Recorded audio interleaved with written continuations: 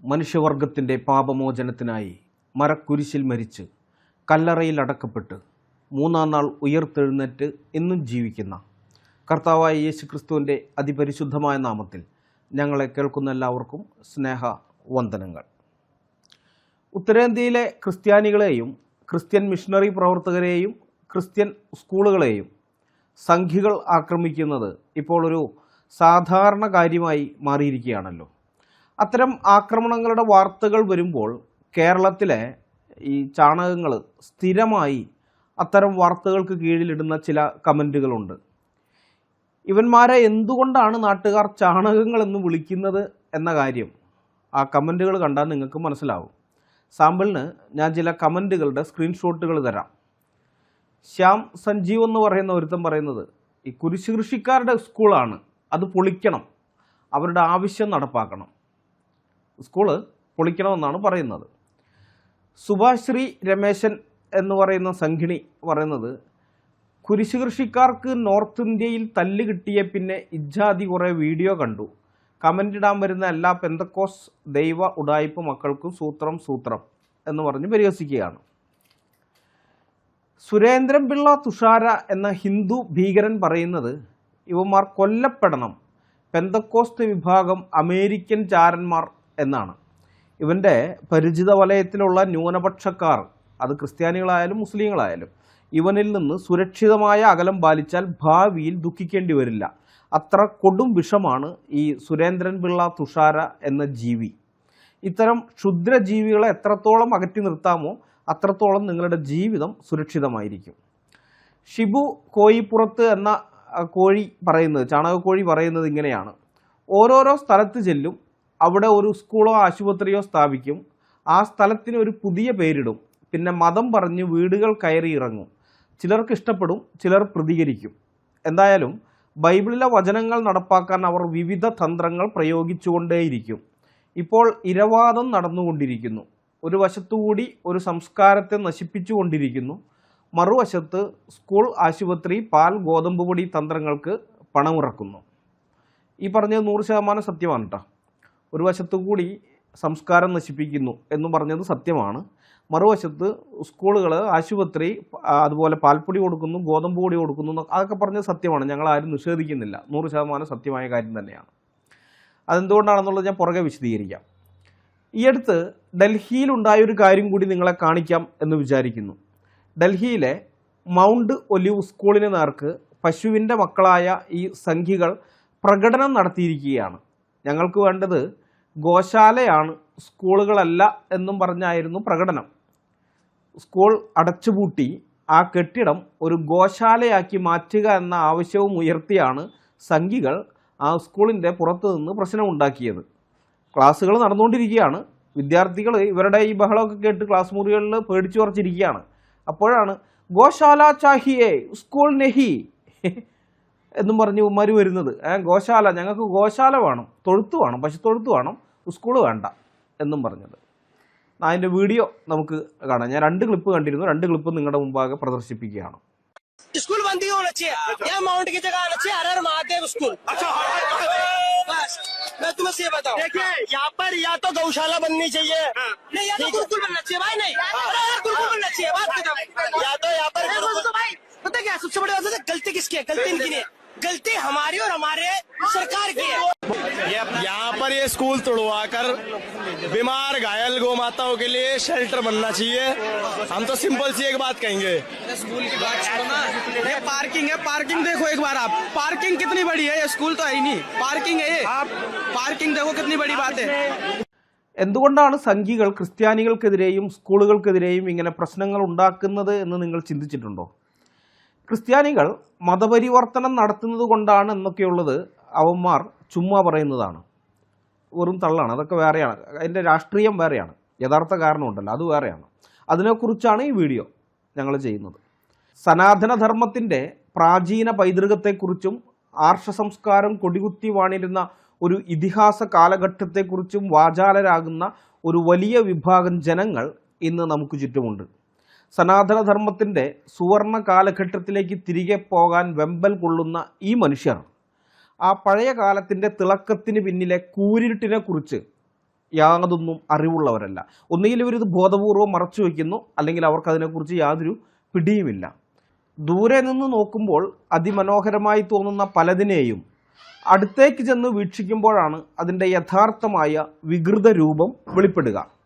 മനുഷ്യനെ മനുഷ്യനായി കാണാൻ വിസമ്മതിച്ച, മുഖ്യധാരാ സമൂഹത്തെ നെടുകെ പിളർന്ന് 4 തട്ടുകളിലാക്കി മാറ്റിയ ഒരു പൈശാചിക വ്യവസ്ഥിതിയുടെ പേരായിരുന്നു ഈ പറയുന്ന ആർഷ സംസ്കാര വർണ്ണ വ്യവസ്ഥ.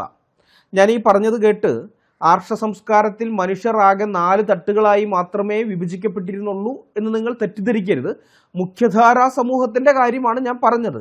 മൊത്തം സമൂഹത്തിൻ്റെ കാര്യമെടുത്താൽ 5 ആയിട്ടാണ് ആർഷ സംസ്കാരത്തിലെ മനുഷ്യരെ വിഭജിച്ചിരുന്നത് എന്ന് കാണാം. ആർഷ സംസ്കാര വ്യവസ്ഥിതിയായ ചാതുർവർണ്ണ്യം മുഖ്യധാരാ സമൂഹത്തെ 4 ആയിട്ടാണ് തിരിച്ചിരുന്നത്. 1 ബ്രാഹ്മണർ, 2 ക്ഷത്രിയർ, 3 വൈശ്യർ, 4 ശൂദ്രർ. ഈ കേരളത്തിൻ്റെ പശ്ചാത്തലത്തിൽ ശൂദ്രർ എന്ന് പറഞ്ഞാൽ അത് നായന്മാരാണ്. കേരളത്തിൽ ക്ഷത്രിയരും വൈശ്യരുമില്ല. ബ്രാഹ്മണൻ കഴിഞ്ഞാൽ പിന്നെ ശൂദ്രനേ ഉള്ളൂ. ഈ ശൂദ്രൻ എന്ന് പറയാൻ പറഞ്ഞില്ല, നായന്മാരെന്ന് പറഞ്ഞാൽ പിള്ള, കുറുപ്പ്, മേനോൻ, പണിക്കർ, തമ്പി, ഉണ്ണിത്താൻ, വല്യത്താൻ, കൈമൾ, കർത്ത, മേനോക്കി, നമ്പ്യാർ, കിടാവ്, നായനാർ, അടിയോടി, നെടുങ്ങാടി, ഏറാടി, വെള്ളോടി, ഉണ്ണിത്തിരി, യശ്മാനൻ, കാരണവർ, സാമന്തൻ, കിരിയത്ത്, ഇല്ലത്ത്, സ്വരൂപത്ത്, പാതമംഗലക്കാർ, ചക്കാല, ഇടയ, ചെമ്പുകൊട്ടി, ഓട്ടത്ത്, പള്ളിച്ചാൻ, പുലിയത്ത്, മതവൻ, കലങ്കുട്ടി, അണ്ടൂരാൻ, വട്ടേക്കാടൻ, അത്തിക്കുറിശി, ചീതികൻ, ചാലിയൻ തുടങ്ങി കുറേയേറെ ശൂദ്രവിഭാഗങ്ങൾ നമ്മുടെ മലയാളക്കരയിലുണ്ട്. പക്ഷെ ഇപ്പോൾ ഇത് NSSൻ്റെ കീഴിലെല്ലാം നായർ എന്ന് പറഞ്ഞ ഒറ്റ ഇതിൽ വന്നിരിക്കുക. പക്ഷേ യഥാർത്ഥത്തിൽ അങ്ങനെയൊന്നുമല്ല, കുറേ ഉണ്ട്. 118ഓളം വിഭാഗക്കാരുണ്ട് ഈ ശൂദ്രന്മാർ. ഈ ശൂദ്രൻ ഒഴികെയുള്ള 3 വിഭാഗങ്ങളെ, അഥവാ ഈ ബ്രാഹ്മണൻ, ക്ഷത്രിയൻ, വൈശ്യൻ എന്ന് പറയുന്ന 3 വർണ്ണങ്ങളെയാണ് ത്രൈവർണികർ എന്ന് വിളിക്കുന്നത്.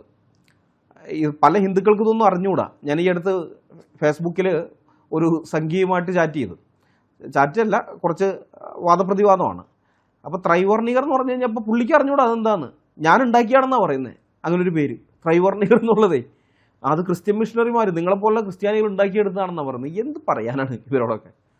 ഈ ബ്രാഹ്മണൻ, ക്ഷത്രിയൻ, വൈശ്യൻ, ശൂദ്രൻ അങ്ങനെയുള്ള ഈ 4 വർണ്ണങ്ങളിൽ, അതായത് ചാതുർവർണ്ണയത്തിൽ പെടാത്ത 5ാമത്തെ ഒരു വിഭാഗമുണ്ട്, വർണ്ണവ്യവസ്ഥയിൽ ഉൾപ്പെടാത്ത വിഭാഗം. ഇവരെ വിളിക്കുന്നത് പഞ്ചമർ എന്നാണ്. പഞ്ചമൻ എന്ന് പറഞ്ഞാൽ വാക്കിൻ്റെ അർത്ഥം 5ാമൻ എന്നാണ്. പ്രാചീന ഇന്ത്യൻ സാമൂഹിക വ്യവസ്ഥിതിയിൽ സമൂഹത്തിൻ്റെ മുഖ്യധാരയിൽ നിന്ന് പൂർണ്ണമായും മാറ്റി നിർത്തപ്പെടുകയും ഏറ്റവും കടുത്ത വിവേചനങ്ങൾക്കും അയിത്തത്തിനും ഇരയാകുകയും ചെയ്ത ജനവിഭാഗങ്ങളെയാണ് പഞ്ചമർ എന്ന് വിളിച്ചിരുന്നത്. വർണ്ണവ്യവസ്ഥയ്ക്ക് പുറത്തായതുകൊണ്ട് ഇവരെ അവർണർ അഥവാ വർണ്ണത്തിൽപ്പെടാത്തവർ എന്നാണ് വിശേഷിപ്പിച്ചിരുന്നത്. സാമൂഹിക ശ്രേണിയിൽ ശൂദ്രർക്കും താഴെയായിരുന്നു ഈ പഞ്ചമരുടെ സ്ഥാനം. 4 വർണ്ണങ്ങളിൽ ഏറ്റവും താഴെയായിരുന്നെങ്കിലും ശൂദ്രർക്ക് വർണ്ണവ്യവസ്ഥയ്ക്കുള്ളിൽ ഒരു സ്ഥാനമുണ്ടായിരുന്നു. എന്നാൽ പഞ്ചമർക്ക് ആർഷ സംസ്കാര വ്യവസ്ഥിതിയിൽ ഒരു സ്ഥാനവും ഉണ്ടായിരുന്നില്ല. ഗ്രാമത്തിൻ്റെ മുഖ്യഭാഗങ്ങളിൽ ജീവിക്കാൻ അവർക്ക് അവകാശമുണ്ടായിരുന്നില്ല. ഗ്രാമങ്ങൾക്ക് പുറത്തോ ചേരികളിലോ ആണ് അവർ ജീവിക്കാൻ നിർബന്ധിതരായത്. മൃഗങ്ങളുടെ ശവം മാറ്റുക, തുകൽ നിർമ്മാണം, തോട്ടിപ്പണി, മാലിന്യം നീക്കം ചെയ്യൽ തുടങ്ങി അക്കാലത്ത് സമൂഹം ഏറ്റവും അശുദ്ധമെന്ന് കരുതിയിരുന്ന തൊഴിലുകൾ ചെയ്യാൻ നിയോഗിക്കപ്പെട്ടത് ഈ പഞ്ചമരായിരുന്നു. ഇവർ തൊട്ടുകൂടാത്തവരും തീണ്ടിക്കൂടാത്തവരുമായി കണക്കാക്കപ്പെട്ടു. 4 വർണ്ണങ്ങളിൽപ്പെട്ടവർക്ക് പഞ്ചമരുമായുള്ള സമ്പർക്കം അശുദ്ധി ഉണ്ടാക്കുമെന്ന് വിശ്വസിക്കപ്പെട്ടിരുന്നു. അതിനാൽ പൊതുവഴികൾ, ക്ഷേത്രങ്ങൾ, പൊതുകിണറുകൾ എന്നിവ ഉപയോഗിക്കാൻ ഇവർക്ക് വിലക്കുണ്ടായിരുന്നു.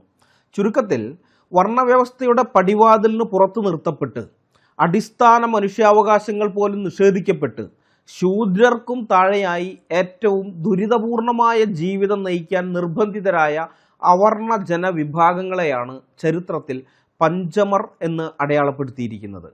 ഇന്നത്തെ അവർണ, ദളിത്, ആദിവാസി വിഭാഗങ്ങളിൽപ്പെട്ട ജനങ്ങൾ ചരിത്രപരമായി ഈ അടിച്ചമർത്തൽ നേരിട്ടവരുടെ പിന്മുറക്കാരാണ്. കേരളത്തിൻ്റെ പശ്ചാത്തലത്തിൽ ഈഴവൻ മുതൽ ജാതി ശ്രേണിയിൽ താഴോട്ടുള്ള എല്ലാവരും പഞ്ചമർ എന്ന വിഭാഗത്തിൽ ഉൾപ്പെട്ടവരാണ്. ജനസംഖ്യയുടെ മഹാഭൂരിപക്ഷം വരുന്ന ശൂദ്രരും പഞ്ചമരും അടങ്ങുന്ന അടിസ്ഥാന വർഗത്തെ വെറും കാലിത്തൊഴുത്തിലെ മൃഗങ്ങൾക്ക് സമാനമായ അടിമകളാക്കി മാറ്റി അടിച്ചമർത്തി വെച്ച ഒരു ക്രൂരമായ സാമൂഹിക വ്യവസ്ഥിതിയുടെ പേരായിരുന്നു ആർഷ സംസ്കാരം എന്നുള്ളത്. പാവപ്പെട്ട ശൂദ്ര അവർണ വിഭാഗങ്ങളെ എക്കാലവും തങ്ങളുടെ കാൽക്കീഴിൽ നിർത്താൻ സവർണ മേധാവികൾ കണ്ടെത്തിയ ഏറ്റവും കുടിലവും ബുദ്ധിപരവുമായ തന്ത്രം തങ്ങളുടെ ചൂഷണ നിയമങ്ങളെ മതത്തിൻ്റെയും ദൈവത്തിൻ്റെയും പേരിൽ അവതരിപ്പിക്കുക എന്നതായിരുന്നു. അകത്ത് കത്തിയും പുറത്ത് പത്തിയും എന്ന പഴഞ്ചൊല്ല് അന്വർത്ഥമാക്കും വിധം പുറമേ ദൈവഹിതമെന്നും ധർമ്മമെന്നും പറഞ്ഞ് പുഞ്ചിരിക്കുകയും എന്നാൽ അകത്ത് സ്വന്തം സുഖലോലുപതയ്ക്കും സാമ്പത്തിക താൽപ്പര്യങ്ങൾക്കും വേണ്ടി ഭൂരിപക്ഷ ജനതയുടെ കഴുത്തറക്കാനുള്ള ക്രൂര നിയമങ്ങൾ അവർ പടച്ചുവിടുകയും ചെയ്തു. പട്ടിണിപ്പാവങ്ങളായ സാധാരണ മനുഷ്യർ ദൈവകോപം ഭയന്ന് ഈ മനുഷ്യത്വ വിരുദ്ധമായ നിയമങ്ങളൊക്കെയും യാതൊരു മറുചോദ്യവുമില്ലാതെ അക്ഷരം പ്രതി അനുസരിക്കുകയും ചെയ്തു. അന്നത്തെ കാലത്ത് ശൂദ്രർ അനുഭവിച്ചിരുന്ന കൊടിയ യാതനകളെക്കുറിച്ച് ഞങ്ങൾ പലപ്പോഴായി സംസാരിച്ചിട്ടുള്ളതാണ്. ഈ ചാനലിൽ തന്നെ പല വീഡിയോകളും അതിനെക്കുറിച്ചുള്ളത് നിങ്ങൾക്ക് കാണാവുന്നതാണ്. എന്നാൽ ഇന്ന് നമ്മൾ പരിശോധിക്കാൻ പോകുന്നത് വളരെ ഗൗരവമേറിയതും എന്നാൽ അധികമാരും ചർച്ച ചെയ്യാത്തതുമായ മറ്റൊരു വിഷയമാണ്.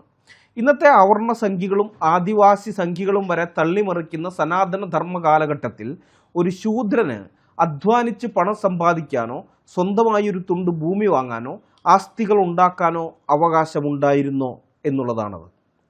ഉത്തരം വളരെ കൃത്യവും ഭയാനകവുമാണ്. യാതൊരു കാരണവശാലും ശൂദ്രൻ സമ്പന്നനാകരുത്. ഒരു ചില്ലിക്കാശ് പോലും അവർ മിച്ചം വെക്കരുത് എന്നത് മഹത്തായ ആർഷ സംസ്കാര കാലഘട്ടത്തിലെ കർശനമായ നിയമമായിരുന്നു. 4 വർണ്ണങ്ങളിൽ ഉൾപ്പെട്ട ശൂദ്രരുടെ അവസ്ഥ ഇതായിരുന്നെങ്കിൽ ആ വർണ്ണവ്യവസ്ഥയ്ക്ക് പുറത്തുള്ള പഞ്ചമരുടെ അവസ്ഥ പ്രത്യേകിച്ച് എടുത്തു പറയേണ്ട കാര്യമില്ലല്ലോ. അതുകൊണ്ട് ഞാൻ ശൂദ്രരെ ഇവിടെ പറയുന്നുള്ളൂ. പക്ഷെ നിങ്ങൾ ഊഹിച്ചോളണം, ഇതിനേക്കാളും കഷ്ടമായിരുന്നു ഈഴവം മുതൽ താഴോട്ടുള്ളവരുടെ അവസ്ഥ എന്നുള്ളത്. എന്തുകൊണ്ടാണ് ത്രൈവർണികർ ഇങ്ങനെ ഒരു നിയമം ഉണ്ടാക്കിയത്? ശൂദ്രൻ സ്വത്ത് സമ്പാദിക്കാൻ പാടില്ല എന്നുള്ള നിയമം എന്തുകൊണ്ടാണ് ഉണ്ടാക്കിയത്? സ്വന്തമായി സമ്പത്തുണ്ടാക്കി ശൂദ്രർ പട്ടിണി മാറ്റുകയും സ്വയം പര്യാപ്തരാകുകയും ചെയ്താൽ തങ്ങളുടെ വീടുകളിൽ തങ്ങൾ തിന്ന് ബാക്കി വരുന്ന എച്ചിലെടുത്ത് തിന്നാൻ ശൂദ്രൻ വരില്ല എന്ന് ത്രൈവർണികർക്ക് കൃത്യമായി അറിയാമായിരുന്നു. ഈ എച്ചിൽ തിന്നാൻ എന്ന് ഞാൻ പറഞ്ഞത് ചുമ്മാ ഒരു ഭംഗിവാക്കിന് പറഞ്ഞതല്ല, ആലങ്കാരികമായി പറഞ്ഞതല്ല, ആക്ഷരികമായി അക്ഷരാർത്ഥത്തിൽ എച്ചിൽ തിന്നേണ്ടവരായിരുന്നു. എച്ചിൽ തിന്നേണ്ടവരായിരുന്നു ശൂദ്രൻ. അതായിരുന്നു അവരുടെ പ്രമാണം. ഞാനത് ആ പ്രമാണമെല്ലാം പുറകെ കാണിക്കാം. വയറ്റിൽ വിശപ്പില്ലെങ്കിൽ ആരും തങ്ങളുടെ ഭൃത്യവേല ചെയ്യാനും വിഴുപ്പലക്കാനും അടിമപ്പണി എടുക്കാനും തയ്യാറാകില്ല എന്ന സവർണരുടെ സ്വാഭാവികമായ ഭയമായിരുന്നു ഇത്തരം നിയമങ്ങൾ ഉണ്ടാക്കിയതിൻ്റെ പുറകിൽ. സാമ്പത്തികമായ ഒരു ജനതയെ തകർക്കുക എന്നതാണ് അവരെ അടിമകളാക്കാനുള്ള ഏറ്റവും എളുപ്പമുള്ള വഴി, ഏറ്റവും വലിയ കുറുക്ക് വഴി എന്ന് ത്രൈവർണികർ തിരിച്ചറിഞ്ഞിരുന്നു. ദാരിദ്ര്യവും അന്ധവിശ്വാസവുമാണ് ശൂദ്രരെയും അവർണരെയും എന്നുമെന്നും ബന്ധിച്ചു നിർത്താനുള്ള ഏറ്റവും ബലവത്തായ ചങ്ങല എന്ന കാര്യവും അവർക്കറിയാമായിരുന്നു. അതുകൊണ്ടാണ് അവർ ഓരോ ഉഡായിപ്പ് മതഗ്രന്ഥങ്ങൾ ഉണ്ടാക്കി ജനങ്ങളെ ഭയപ്പെടുത്തി നിർത്തിയിരുന്നത്. ഇനി നമുക്കിതിൻ്റെ തെളിവുകൾ നോക്കാം. ആർഷ സംസ്കാരത്തിൻ്റെ അടിസ്ഥാന ഗ്രന്ഥമായ മനുസ്മൃതി 10-ാം അധ്യായം 129-ാമത്തെ ശ്ലോകം ഇങ്ങനെയാണ്: ശക്തേനാഭിഹി ശൂദ്രേണ ന കാര്യോ ധനസഞ്ചയ ശൂദ്രോ ഹി ധനമാസാധ്യ ബ്രാഹ്മണാനേവ ബാധതേ. ഈ സംസ്കൃത ശ്ലോകങ്ങൾ രചിക്കപ്പെട്ടിരിക്കുന്നത് കർശനമായ വൃത്തനിയമങ്ങൾ പാലിച്ചാണ്.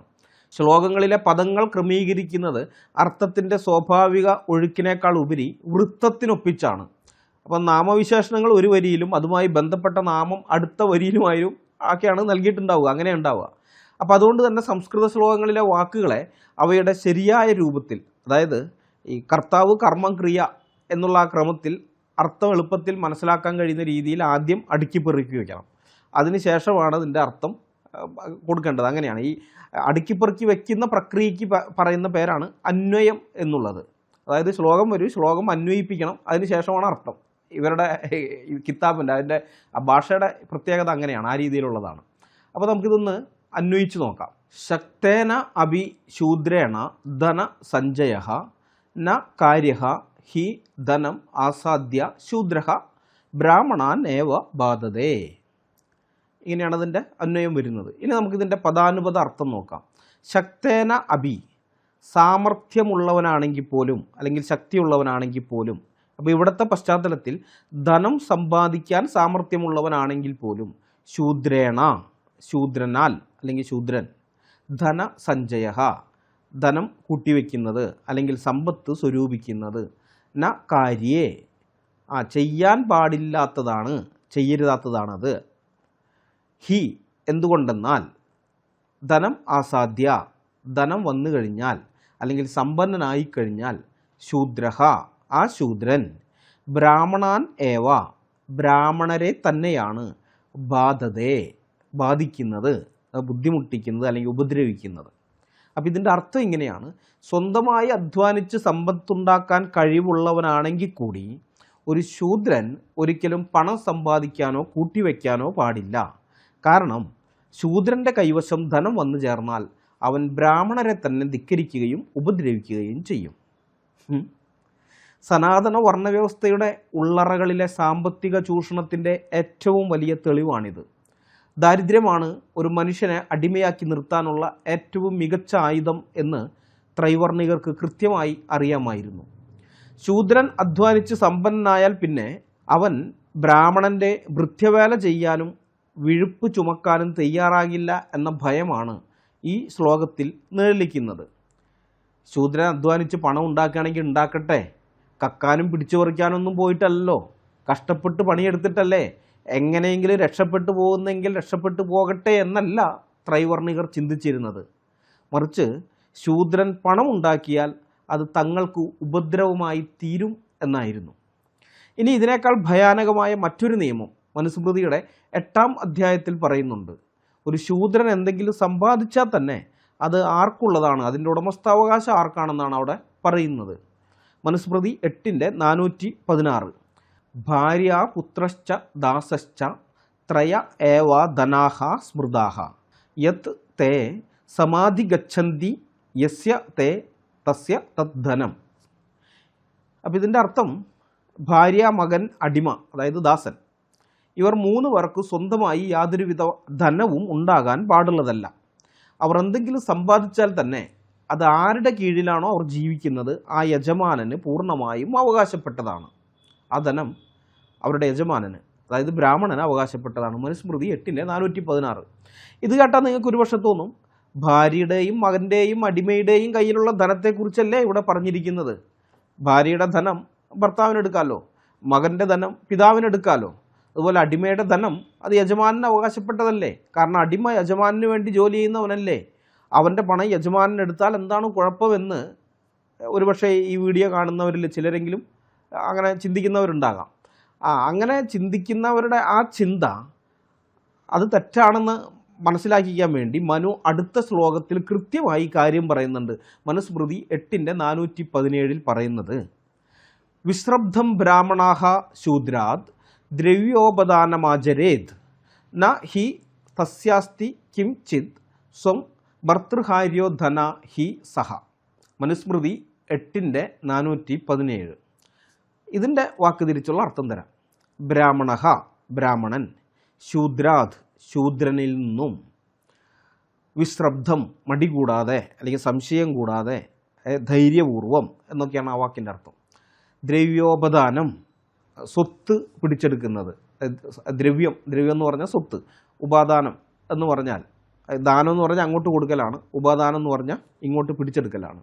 ആചരേത് ചെയ്യാം അല്ലെങ്കിൽ ചെയ്യേണ്ടതാണ്, ഹി എന്തുകൊണ്ടെന്നാൽ, തസ്യ അവന് അതായത് ശൂദ്രന്, സ്വം സ്വന്തമായി, കിം ചിത് യാതൊന്നും അല്ലെങ്കിൽ അല്പം പോലും, ന അസ്തി ഇല്ല, സഹ അവൻ അതായത് ശൂദ്രൻ, ഭർതൃഹാര്യ ധനഹ ഭർതൃഹാര്യ ധനഹ യജമാനനാൽ അപഹരിക്കപ്പെടേണ്ട അല്ലെങ്കിൽ എടുക്കപ്പെടേണ്ട ധനത്തോടു കൂടിയവൻ.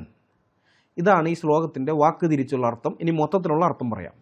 ഒരു ബ്രാഹ്മണന് ശൂദ്രൻ്റെ കയ്യിൽ നിന്നും യാതൊരു മടിയും കൂടാതെ നിസ്സന്ദേഹം എല്ലാ അവകാശത്തോടും കൂടി തന്നെ അവൻ്റെ സ്വത്ത് പിടിച്ചെടുക്കാവുന്നതാണ്. എന്തുകൊണ്ടെന്നാൽ ശൂദ്രന് സ്വന്തമായി യാതൊന്നും തന്നെ ഇല്ല. അവൻ്റെ ധനം അവൻ്റെ യജമാനന് അല്ലെങ്കിൽ ബ്രാഹ്മണന് എടുക്കാനുള്ളതാണ്. മനുസ്മൃതി 8-417. അപ്പോൾ ഇവിടെ 416 നമ്മൾ കണ്ടല്ലോ, ഭാര്യ, മകൻ, അടിമ അല്ലെങ്കിൽ ദാസൻ എന്ന് പറഞ്ഞ്, ആ ദാസൻ എന്ന് പറഞ്ഞ് ഈ ശൂദ്രനാണ് കേട്ടോ. കാരണം ആർഷഭാരതത്തിൽ അടിമത്വം എന്ന് പറയുന്നത് ജന്മനാലുള്ളതാണ്, ജാതി തിരിച്ചേ. ഇന്ന ജാതി ജനിച്ച അവൻ അടിമയാണ്, അടിമജാതി തന്നെയാണ്. അല്ലാണ്ട് ലോകത്തിലെ മറ്റ് ജാതികളിലുള്ള പോലെയല്ല ഇവിടുത്തെ. അപ്പോൾ ലോകചരിത്രത്തിൽ തന്നെ നമ്മൾ നോക്കിയാൽ ഇതിനേക്കാൾ വലിയൊരു സാമ്പത്തിക ഫാസിസം വേറെ ഒരിടത്ത് നമുക്ക് കാണാൻ കഴിയില്ല. ലോകത്തിലെ ഏത് സംസ്കാരം എടുത്താലും ഇതുപോലത്തെ ഒരു സാമ്പത്തിക ഫാസിസം നമുക്ക് കാണാൻ പറ്റില്ല. ഒരു ജനതയുടെ സാമ്പത്തിക പുരോഗതിയുടെ അടിസ്ഥാനം അവർക്ക് സ്വന്തം അധ്വാന ഫലം സമ്പാദ്യമായി സൂക്ഷിക്കാനുള്ള അവകാശമാണ്. അങ്ങനെ അല്പാൽപമായി കൂട്ടിവെച്ചിട്ടാണ് അവന് സ്വന്തമായി എന്തെങ്കിലുമൊക്കെ ചെയ്യാൻ പറ്റുന്നത്. ഒരു വീടുണ്ടാക്കുകയോ അല്ലെങ്കിൽ വാഹനം വാങ്ങുകയോ അതല്ലെങ്കിൽ ഏതെങ്കിലും ഒരു ബിസിനസ്സോ മറ്റോ തുടങ്ങാനുള്ള മൂലധനമാക്കി അതിനെ മാറ്റുകയോ ഒക്കെ ചെയ്യുന്നത് ഇങ്ങനെ ഇത്തിരീശ് ഇങ്ങനെ കൂട്ടിവെച്ചിട്ടാണ്. എന്നാൽ ഇപ്പം നമ്മൾ വായിച്ച ഈ മനുസ്മൃതിയിലെ നിയമം ശൂദ്രന് സമ്പാദ്യം എന്നൊന്ന് അസാധ്യമാക്കുന്നു. താൻ കഷ്ടപ്പെട്ടുണ്ടാക്കുന്നത് ഏത് നിമിഷവും യാതൊരു മുന്നറിയിപ്പുമില്ലാതെ വിശ്രബ്ദം അങ്ങനെ എന്നാണ് പറഞ്ഞത്. വിശ്രബ്ദം എന്ന് പറഞ്ഞാൽ യാതൊരു സംശയവും വേണ്ട, അതിൽ നിസ്സന്ദേഹം എല്ലാ അവകാശത്തോടും കൂടെ, അത് അവൻ്റെ അല്ലേ ഞാനത് എടുക്കാൻ പാടുണ്ടോ എന്നുള്ള ഒരു സംശയമേ വേണ്ട എന്നാണ് പറയുന്നത്. യാതൊരു സംശയവും കൂടാതെ നിൻ്റെ അവകാശമാണ്, നീ അവകാശത്തോടുകൂടി തന്നെ എടുത്തോ എന്നാണ് പറയുന്നത്. അപ്പോൾ യാതൊരു മുന്നറിയിപ്പും ഇല്ലാതെ എപ്പോൾ വേണമെങ്കിലും തട്ടിയെടുക്കാൻ മേലാളന് അധികാരം നൽകുന്നതിലൂടെ ശൂദ്രനെ നിത്യമായ സാമ്പത്തിക അനിശ്ചിതത്വത്തിൽ തളച്ചിടുകയാണ് ആർഷ സംസ്കാരം ചെയ്തത്. മൂലധന സമാഹരണത്തിൻ്റെ നിഷേധമാണ് ഈ ശ്ലോകം. ശൂദ്രൻ ഒരിക്കലും സാമ്പത്തികമായി സ്വതന്ത്രനാകാൻ കഴിയില്ലെന്ന് ഈ നിയമം ഉറപ്പുവരുത്തുന്നു. ഇത് ഭരണകൂടം തന്നെ ഒരു കൂട്ടർക്ക് മോഷണത്തിന് ലൈസൻസ് നൽകുന്നത് പോലെ കൊള്ളയടിക്കാനുള്ള അവകാശമാണ്. മോഡി ഗവൺമെൻറ് നോട്ട് നിരോധനം കൊണ്ടുവന്നപ്പോൾ പാർലമെൻറ്റിൽ മുൻ പ്രധാനമന്ത്രി മൻമോഹൻ സിംഗ് പറഞ്ഞത് നിങ്ങൾക്ക് ഓർമ്മയുണ്ടോ? Organised loot and legalised plunder എന്നാണ് അദ്ദേഹം പറഞ്ഞത്. സംഘടിതമായ കൊള്ളയും നിയമത്തിൻ്റെ പിൻബലത്തോടെയുള്ള പിടിച്ചുപറിയും. മനുസ്മൃതി അടക്കമുള്ള ആർഷ സംസ്കാര മതഗ്രന്ഥങ്ങൾ, ആ ചവറ് ഗ്രന്ഥങ്ങളെല്ലാം തന്നെ മുന്നോട്ട് വയ്ക്കുന്നത് ഈ ഓർഗനൈസ്ഡ് ലൂട്ട് ആൻഡ് ലീഗലൈസ്ഡ് പ്ലണ്ടറാണ്. മനസ്സിലായോ? ഇത് മനുസ്മൃതിയിൽ മാത്രമുള്ള കാര്യമല്ല, മറ്റു പല ആർഷ സംസ്കാര ഗ്രന്ഥങ്ങളിലും നാം കാണുന്നത് ഇത് തന്നെയാണ്. ഗൗതമധർമ്മസൂത്രം രണ്ടാമത്തെ പ്രശ്നം അല്ലെങ്കിൽ രണ്ടാം ഭാഗത്തിലെ ഒന്നാമത്തെ അധ്യായം സൂത്രങ്ങൾ 57 മുതൽ 61 വരെയുള്ളത് നമുക്ക് നോക്കാം. പരിചര്യ ചോത്തരേഷാം തേഭ്യോ വൃത്തിം ലിപ്സത തത്ര പൂർവം പരിചരേത് ജീർണാന്യുപാനഛത്രവാസ കൂർച്ഛാദിനി ഉച്ഛിഷ്ടാശനം. ഇതിൽ പറയുന്നത് പരിചര്യ ചോത്തരേഷാം, അതായത് പരിചര്യ ച ഉത്തരേഷാം. ഉത്തരേഷാം എന്ന് പറഞ്ഞാൽ മുകളിലുള്ളവരുടെ അല്ലെങ്കിൽ ഉയർന്ന വർണ്ണത്തിലുള്ളവരുടെ, ഇവിടുത്തെ പശ്ചാത്തലത്തിൽ ബ്രാഹ്മണൻ, ക്ഷത്രിയൻ, വൈശ്യൻ എന്നിവരുടെ പരിചര്യ, അവരെ പരിചരിക്കുക അല്ലെങ്കിൽ ശുശ്രൂഷിക്കുക, സേവിക്കുക. ച ആണ്, ആൻഡ് എന്നുള്ള അർത്ഥമുണ്ട്, എന്ന് നമ്മൾ പറയില്ലേ, എന്നുള്ള അർത്ഥമുണ്ട്, ആണെന്നുള്ളതുണ്ട് സംസ്കൃതത്തിൽ. അപ്പോൾ മേൽജാതിക്കാരെ സേവിക്കുക എന്നതാണ് ശൂദ്രൻ്റെ ധർമ്മം. മനസ്സിലായി? അതാണ് ഈ പറയുന്നത്. തേഭ്യോ വൃത്തിയും ലിപ്സേത, അതായത് തേഭ്യ പ്ലസ് വൃത്തിയും ലിപ്സേത. തേഭ്യ എന്ന് പറഞ്ഞാൽ അവരിൽ നിന്ന്, അതായത് ആ മേൽജാതിക്കാരിൽ നിന്ന്, വൃത്തിയും ഉപജീവനം, നമ്മൾ പറയില്ലേ ജീവിത വൃത്തി എന്ന് പറയാറില്ലേ, അതാണ്. അല്ലാണ്ട് മറ്റേ ശുദ്ധി എന്നുള്ള അർത്ഥത്തിലുള്ള വൃത്തിയല്ല, ജീവിത വൃത്തി. അപ്പം ജീവിക്കാൻ ആവശ്യമായ ഉപജീവനത്തിനുള്ള വക, അതാണ്. ലിപ്സേത ആഗ്രഹിക്കണം അല്ലെങ്കിൽ നേടണം, കണ്ടെത്തണം, ഇങ്ങനെയൊക്കെയാണ്. അപ്പോൾ ആ ശ്ലോകത്തിൻ്റെ അർത്ഥം ശൂദ്രൻ തൻ്റെ ഉപജീവനത്തിനുള്ള മാർഗം മേൽജാതിക്കാരിൽ നിന്ന് തന്നെ കണ്ടെത്തണം. തത്ര പൂർവം പരിചരേത്. തത്ര എന്ന് പറഞ്ഞാൽ അവരിൽ തന്നെ, അതായത് ആ മേൽപ്പറഞ്ഞ 3 വർണ്ണങ്ങളിൽപ്പെട്ട ആൾക്കാരുണ്ടല്ലോ അവരെ. പൂർവം അതായത് മുമ്പ് പറയപ്പെട്ടവരെ അല്ലെങ്കിൽ ക്രമത്തിൽ ഏറ്റവും മുമ്പിലുള്ളവരെ എന്ന് വെച്ചാൽ ഈ വൈശ്യനേക്കാൾ ക്ഷത്രിയനെയും ക്ഷത്രിയനേക്കാൾ ബ്രാഹ്മണനെയും പരിചരേത് സേവിക്കണം, ശുശ്രൂഷിക്കണം അല്ലെങ്കിൽ പരിചരിക്കണം. എന്ന് വെച്ചാൽ പരിചരിക്കുമ്പോൾ വർണ്ണങ്ങളുടെ ക്രമം പാലിക്കണം. താഴ്ന്ന വർണ്ണത്തിലുള്ള യജമാനനേക്കാൾ ഉയർന്ന വർണ്ണത്തിലുള്ള യജമാനനെ സേവിക്കുന്നതിനായിരിക്കണം മുൻഗണന നൽകേണ്ടത്. ജീർണാന്യുപാനഛത്രവാസ കൂർച്ചാദീനി.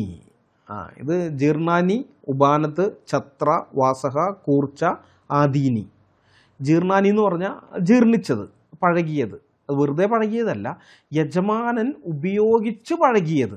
അല്ലാണ്ട് ചുമ്മാ പെട്ടിക്കകത്ത് വെച്ചിട്ട് അവിടെ ഇരുന്ന് ഇങ്ങനെ കാലപ്പഴക്കത്താൽ അത് ജീർണിച്ചു പോയതല്ല, ഉപയോഗിച്ച് പഴകിയത്. അങ്ങനെയുള്ള ഉപാനത്ത് എന്ന് പറഞ്ഞാൽ ചെരുപ്പ്, ഛത്ര എന്ന് പറഞ്ഞാൽ കുട, വാസഹ എന്ന് പറഞ്ഞാൽ വസ്ത്രം, കൂർച്ച എന്ന് പറഞ്ഞാൽ പുൽപ്പായ, ഈ ദർഭപ്പുല്ല് കൊണ്ടൊക്കെ ഉണ്ടാക്കുന്ന പായ, ഇരിക്കാൻ വേണ്ടിയിട്ട് ഉപയോഗിച്ചുകൊണ്ടിരുന്നത്. ആദീനി തുടങ്ങിയവ അത് ശൂദ്രന് നൽകണം. ഉപജീവനത്തിനുള്ള മാർഗം ഇവരിൽ നിന്ന് തന്നെയാണ് കണ്ടെത്തേണ്ടതെന്ന് പറഞ്ഞല്ലോ. അപ്പോൾ അതാണ് പിന്നെ വിശദീകരിക്കുന്നത്. അതായത് യജമാനൻ അല്ലെങ്കിൽ ബ്രാഹ്മണൻ ഉപയോഗിച്ച് പഴകിയ ചെരുപ്പ്, കുട, വസ്ത്രം, പുൽപ്പായ തുടങ്ങിയവയാണ് ശൂദ്രന് ഉപയോഗിക്കാൻ നൽകേണ്ടത്. ഉച്ഛിഷ്ടാശനം, ഉച്ഛിഷ്ട പ്ലസ് അശനം. ഉച്ഛിഷ്ട എന്ന് പറഞ്ഞാൽ നമുക്കറിയാം എന്താണ്, ഈ ഭക്ഷിച്ച ശേഷം ബാക്കി വരുന്നത് എന്ന് വെച്ചാൽ എച്ചിൽ, മലയാളത്തിൽ പറഞ്ഞാൽ എച്ചിൽ. ഉച്ഛിഷ്ടം എന്ന് പറഞ്ഞാൽ അത് എച്ചിൽ. അശനം എന്ന് പറഞ്ഞാൽ ഭക്ഷിക്കണം അല്ലെങ്കിൽ ഭക്ഷണം. അപ്പോൾ ഇവന് കൊടുക്കേണ്ടത് എന്താണ്, യജമാനൻ ഉപയോഗിച്ച് കഴിഞ്ഞ അല്ലെങ്കിൽ ഉപയോഗിച്ച് പഴകിയ കുട, ചെരുപ്പ്, പുൽപ്പായ, വസ്ത്രങ്ങൾ അങ്ങനെയുള്ളതൊക്കെ യജമാനൻ്റെ ഉപയോഗിച്ച് പഴകിയതിന് കൊടുക്കണം. എന്നിട്ട് പറയാണ് ഉച്ഛിഷ്ടം അശനം. യജമാനൻ കഴിച്ചു കഴിഞ്ഞ് ബാക്കിയുള്ള എച്ചിലാണ് ശൂദ്രൻ്റെ ഭക്ഷണം. ഞാൻ നേരത്തെ പറഞ്ഞില്ലേ, ഇത് വെറുതെ ആലങ്കാരികമായിട്ട് പറഞ്ഞതല്ല, കൃത്യമായിട്ട് പ്രമാണത്തിൽ എഴുതി വച്ചിരിക്കുകയാണ്. ശൂദ്രൻ്റെ ഭക്ഷണം യജമാനൻ്റെ എച്ചിലാണ്.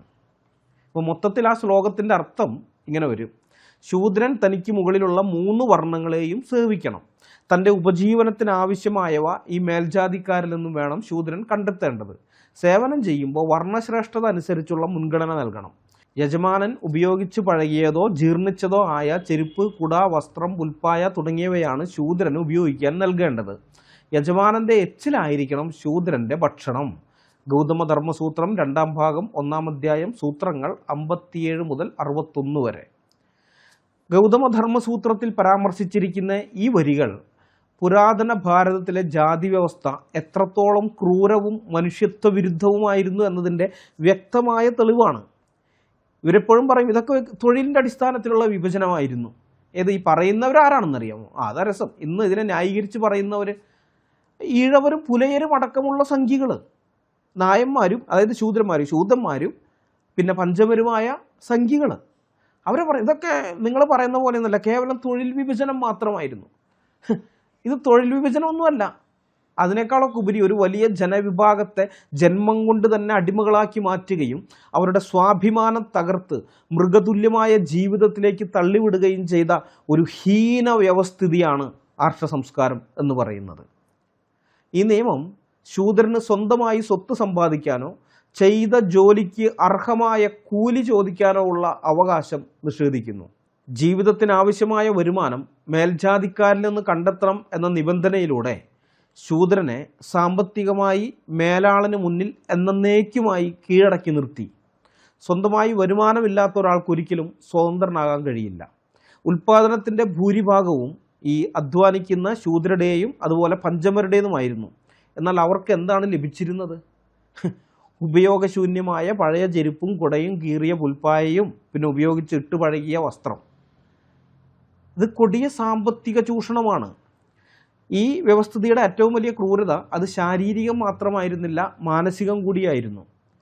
സൈക്കോളജിക്കലായിട്ടേ ഇത് ഒരാൾക്ക് മറ്റൊരാളുടെ എച്ചിലാഹാരമായി നൽകുക എന്നത് അയാളിലെ മനുഷ്യനെ അപമാനിക്കാവുന്നതിൻ്റെ അങ്ങേയറ്റമാണ്. താൻ വെറും മാലിന്യം ഭക്ഷിക്കാൻ വിധിക്കപ്പെട്ടവനാണെന്ന തോന്നൽ ശൂദ്രൻ്റെ മനസ്സിൽ അടിമത്തം ഉറപ്പിക്കാൻ ബോധപൂർവം അവർ സൃഷ്ടിച്ചതാണ്. ഈ കേരളത്തിലേക്ക് വന്നപ്പോൾ ഇതിനേക്കാളും വൃത്തികെട്ടതായിരുന്നു അടകർമ്മം. നമ്മൾ മുൻപ് വീഡിയോ ചെയ്തിട്ടുള്ളതാണ് അടകർമ്മം പോലെയുള്ളതൊക്കെ ശൂദ്രനെ മാനസികമായിട്ട് തങ്ങളുടെ കീഴിൽ നിർത്താൻ വേണ്ടി, അവരുടെ ആത്മവിശ്വാസം തകർക്കാൻ വേണ്ടി. നമുക്കറിയാം, നല്ല കംഫർട്ടബിളായ മാന്യമായ വസ്ത്രം ധരിക്കുമ്പോൾ ഉണ്ടാകുന്ന ഒരു ആത്മവിശ്വാസമുണ്ടല്ലോ. ആരുടെ മുമ്പിലും എവിടെ വേണമെങ്കിലും നിൽക്കാം, ഒരു കുഴപ്പമില്ലാതെ നല്ല വസ്ത്രമാണെങ്കിൽ. അങ്ങനെയുള്ള ആത്മവിശ്വാസം ശൂദ്രന് ഉണ്ടാകരുതെന്ന് ത്രൈവർണികർ നിശ്ചയിച്ചു. അതുകൊണ്ട് ഈ കീറിപ്പറഞ്ഞ വസ്ത്രങ്ങളും അല്ലെങ്കിൽ യജമാനൻ ഉപയോഗിച്ച് ജീർണിച്ച വസ്ത്രങ്ങൾ, പഴകിയ സാധനങ്ങൾ ഇതൊക്കെ ഉപയോഗിക്കാൻ നിർബന്ധിക്കുന്നതിലൂടെ താൻ സമൂഹത്തിൽ മാന്യമായി ജീവിക്കാൻ അർഹനല്ല എന്ന അപകർഷബോധം, ഇൻഫീരിയോറിറ്റി കോംപ്ലക്സ് തലമുറകളായി ശൂദ്രന്മാരിൽ അവർ കുത്തിവെക്കുകയാണ് ചെയ്തത്. ഇതൊരു രാഷ്ട്രീയമായതായിട്ട് നമുക്ക് തോന്നും സാധാരണഗതിയിൽ. ഒരു രാജ്യത്തെ ജനങ്ങളുടെ ജീവിതവുമായി ബന്ധപ്പെട്ട കാര്യം എന്ന് പറയുമ്പോൾ അത് രാഷ്ട്രീയമാണ്. രാഷ്ട്രത്തിനകത്തെ ജനങ്ങളുടെ ജീവിതവുമായി ബന്ധപ്പെട്ട ഏത് കാര്യവും രാഷ്ട്രീയമാണ്. പക്ഷേ ഇവിടെ ഇത് രാഷ്ട്രീയം എങ്ങനെയാണ് വരുന്നത്? മതത്തിൻ്റെ മൂടുപടം ഇട്ടിട്ടാണ്. മതപരമായ സാധൂകരണം ഉണ്ട് അതിന്. ലോകത്തെ മറ്റു പല സംസ്കാരങ്ങളിലും അടിമത്തം ഉണ്ടായിരുന്നുവെങ്കിലും അതിന് ഇത്ര ശക്തമായ മതപരമായ ചട്ടക്കൂടുണ്ടായിരുന്നില്ല. ഇവിടെ അടിമപ്പണി എന്നത് ധർമ്മമായി മാറ്റിയവർ. ശൂദ്രൻ്റെ ധർമ്മം അല്ലെങ്കിൽ അവൻ്റെ കുലധർമ്മം എന്നൊക്കെ പറഞ്ഞ്. ശൂദ്രൻ്റെ ധർമ്മം എന്താണ്? മേൽജാതിക്കാരെ സേവിക്കൽ. അതാണ് മതഗ്രന്ഥങ്ങളിൽ എഴുതി വച്ചിരിക്കുന്നത്. അങ്ങനെ ശൂദ്രൻ തൻ്റെ ധർമ്മം ലംഘിച്ചാൽ അതായത് മേൽജാതിക്കാർക്ക് അടിമപ്പണി ചെയ്തില്ലെങ്കിൽ അത് ദൈവനിന്ദയാണെന്നും പാപമാണെന്നും അവരെ വിശ്വസിപ്പിച്ചു. രക്ഷപ്പെടാനുള്ള പഴുതുകൾ അടച്ച് ജനനം മുതൽ മരണം വരെ ഒരേ അവസ്ഥയിൽ തുടരാൻ മതം എന്ന ആയുധം ഉപയോഗിച്ച് ഈ ത്രൈവർണികർ ശൂദ്രരെ തളച്ചിട്ടു. ശൂദ്രരെ മാത്രമല്ല, പഞ്ചമരെയും. അതിൽ തന്നെ ഈ സേവനം ചെയ്യുമ്പോൾ പോലും ബ്രാഹ്മണന് മുൻഗണന നൽകണം എന്നുള്ള നിയമം, പൂർവം എന്ന് പറയുന്നില്ല, മുമ്പേ ഉള്ളവർ, അത് മനുഷ്യരെ മനുഷ്യരായി കാണാതെ അവരെ ശ്രേണികളായി തിരിക്കുന്ന തികച്ചും മനുഷ്യത്വരഹിതമായ ഒരു ചിന്താഗതിയാണ്. യോഗ്യതയോ സ്വഭാവമോ നോക്കാതെ ജന്മം കൊണ്ട് മാത്രം ഒരാൾ ഉന്നതനും മറ്റൊരാൾ നീചനുമാകുന്നു എന്നത് ലോകത്തിലെ ഏറ്റവും വലിയ അനീതികളിൽ ഒന്നാണ്.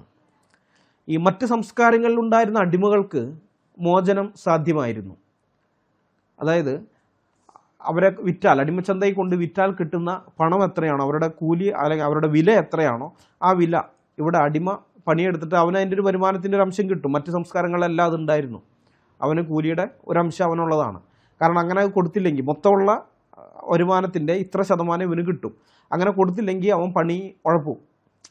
ആ ഉഴപ്പാതിരിക്കാൻ വേണ്ടിയാണ് ഇങ്ങനൊരു കാര്യം അവന് കൊടുക്കുന്നത്. അപ്പോൾ അങ്ങനെ കിട്ടുന്നത് അവൻ സൂക്ഷിച്ചു വെച്ച് അവൻ്റെ വിലയായി. ഇപ്പോൾ എത്രയാണ് അവൻ്റെ വില 5000 രൂപയാണെന്ന് വെച്ചോ. ഇവനിതിങ്ങനെ സമ്പാദിച്ചു വെച്ച് 5-10 കൊല്ലം കൊണ്ട് സമ്പാദിച്ച് 5000 രൂപ ആയിക്കഴിഞ്ഞാൽ അതുകൊണ്ട് യജമാനന് കൊടുക്കുകയാണ്. എന്നെ വിറ്റാൽ കിട്ടുന്ന വില ഇതല്ലേ, ഇതാ ആ വില ഞാൻ തരുന്നു, എന്നെ സ്വതന്ത്രനാക്കണമെന്ന് പറഞ്ഞാൽ അവന് സ്വതന്ത്രനാകാമായിരുന്നു. മനസ്സിലായോ? എന്നാൽ ഇന്ത്യൻ ജാതി വ്യവസ്ഥയിൽ അല്ലെങ്കിൽ ഇന്ത്യയിലെ വർണ്ണ വ്യവസ്ഥയിൽ ശൂദ്രർക്ക് വിദ്യാഭ്യാസം നിഷേധിച്ചു, നല്ല വസ്ത്രം ധരിക്കുന്നത് നിഷേധിച്ചു, പിന്നെ അശുദ്ധ ബോധം സൃഷ്ടിച്ച് അവരെ തൊടുന്നത് പോലും പാപമായി പ്രഖ്യാപിച്ചു. ഇങ്ങനെയുള്ളതൊക്കെ ചെയ്യുക മാത്രമല്ല, ജന്മനാ തന്നെ ഇവനെ വില കൊടുത്ത് വാങ്ങിയതൊന്നുമല്ല. ശൂദ്രനായി ജനിച്ചതുകൊണ്ട് അവൻ അടിമയാണ്, ദാസനാണ്. അപ്പോൾ അങ്ങനെയുള്ളൊരു കാര്യം ഉള്ളതുകൊണ്ട്, ജന്മനാ കിട്ടിയ ഒരു സംഗതി ആയതുകൊണ്ട് അതൊരിക്കലും അവനെ വിട്ട് മാറിപ്പോവില്ല എന്നാണ് പഠിപ്പിച്ചത്. മനസ്സിലായോ? പണം കൊടുത്താലും ശരി, അവനതിൽ നിന്ന് മോചനമില്ല. അങ്ങനത്തെ ഒരു കാര്യമാണ് ഇവിടെ ഉറപ്പിച്ചു വെച്ചിരിക്കുന്നത്. അപ്പോൾ ഗൗതമധർമ്മസൂത്രത്തിലെ ഈ വരികൾ സൂചിപ്പിക്കുന്നത് മഹത്തായ ആർഷ സംസ്കാരം എന്ന് പറഞ്ഞുകൊണ്ട് ഇന്നത്തെ ശൂദ്രന്മാർ, ഈ നായന്മാരടക്കമുള്ള ഇവിടുത്തെ ആളുകൾ, ഞാൻ പറഞ്ഞല്ലോ കുറേ ഉണ്ട്, ഒരെണ്ണമൊന്നല്ല കുറേ വിഭാഗമുണ്ട്, ഇവന്മാരെല്ലാം വാഴ്ത്തിപ്പാടുന്ന, അവർ മാത്രമല്ല ഇന്ന് ഈഴവരും ഈ വെള്ളാപ്പള്ളിയൊക്കെ ചരിത്രബോധം തൊട്ട് തെറിപ്പിച്ചിട്ടില്ലാത്ത മനുഷ്യരാണ്. അതുകൊണ്ടാണ് ഇതിന് കൊട പിടിക്കാൻ നടക്കുന്നത്. അപ്പോൾ അവരൊക്കെ, പിന്നെ അതുപോലെ തന്നെ ബാക്കി ഈഴവർ മാത്രമല്ല, ആ പുലയരും പറയരുമായിരിക്കുന്ന എല്ലാവരും ഇപ്പോൾ ഭയങ്കര ജാതിബോധവും മതബോധവും ഒക്കെയാണ്. ഞങ്ങൾ മഹത്തായ ആർഷ സംസ്കാരത്തിൻ്റെ ഭാഗമായിരുന്നു എന്നൊക്കെയാണ് പറയുന്നത് സോഷ്യൽ മീഡിയയിൽ. ചരിത്രബോധ ഏഴായാലത്തു കൂടി പോയിട്ടില്ല. മനസ്സിലായ? സംഖ്യകൾ പറയുന്ന കള്ളക്കഥകൾ വിശ്വസിച്ച് നടക്കുകയാണ് അവർ. അപ്പോൾ അവരൊക്കെ വാഴ്ത്തിപ്പാടുന്നത് എന്താണ്? ആ പഴയ കാലഘട്ടത്തിൽ നിലനിന്നിരുന്ന ഈ സാമൂഹിക ഫാസിസത്തെയാണ്. മനസ്സിലായോ?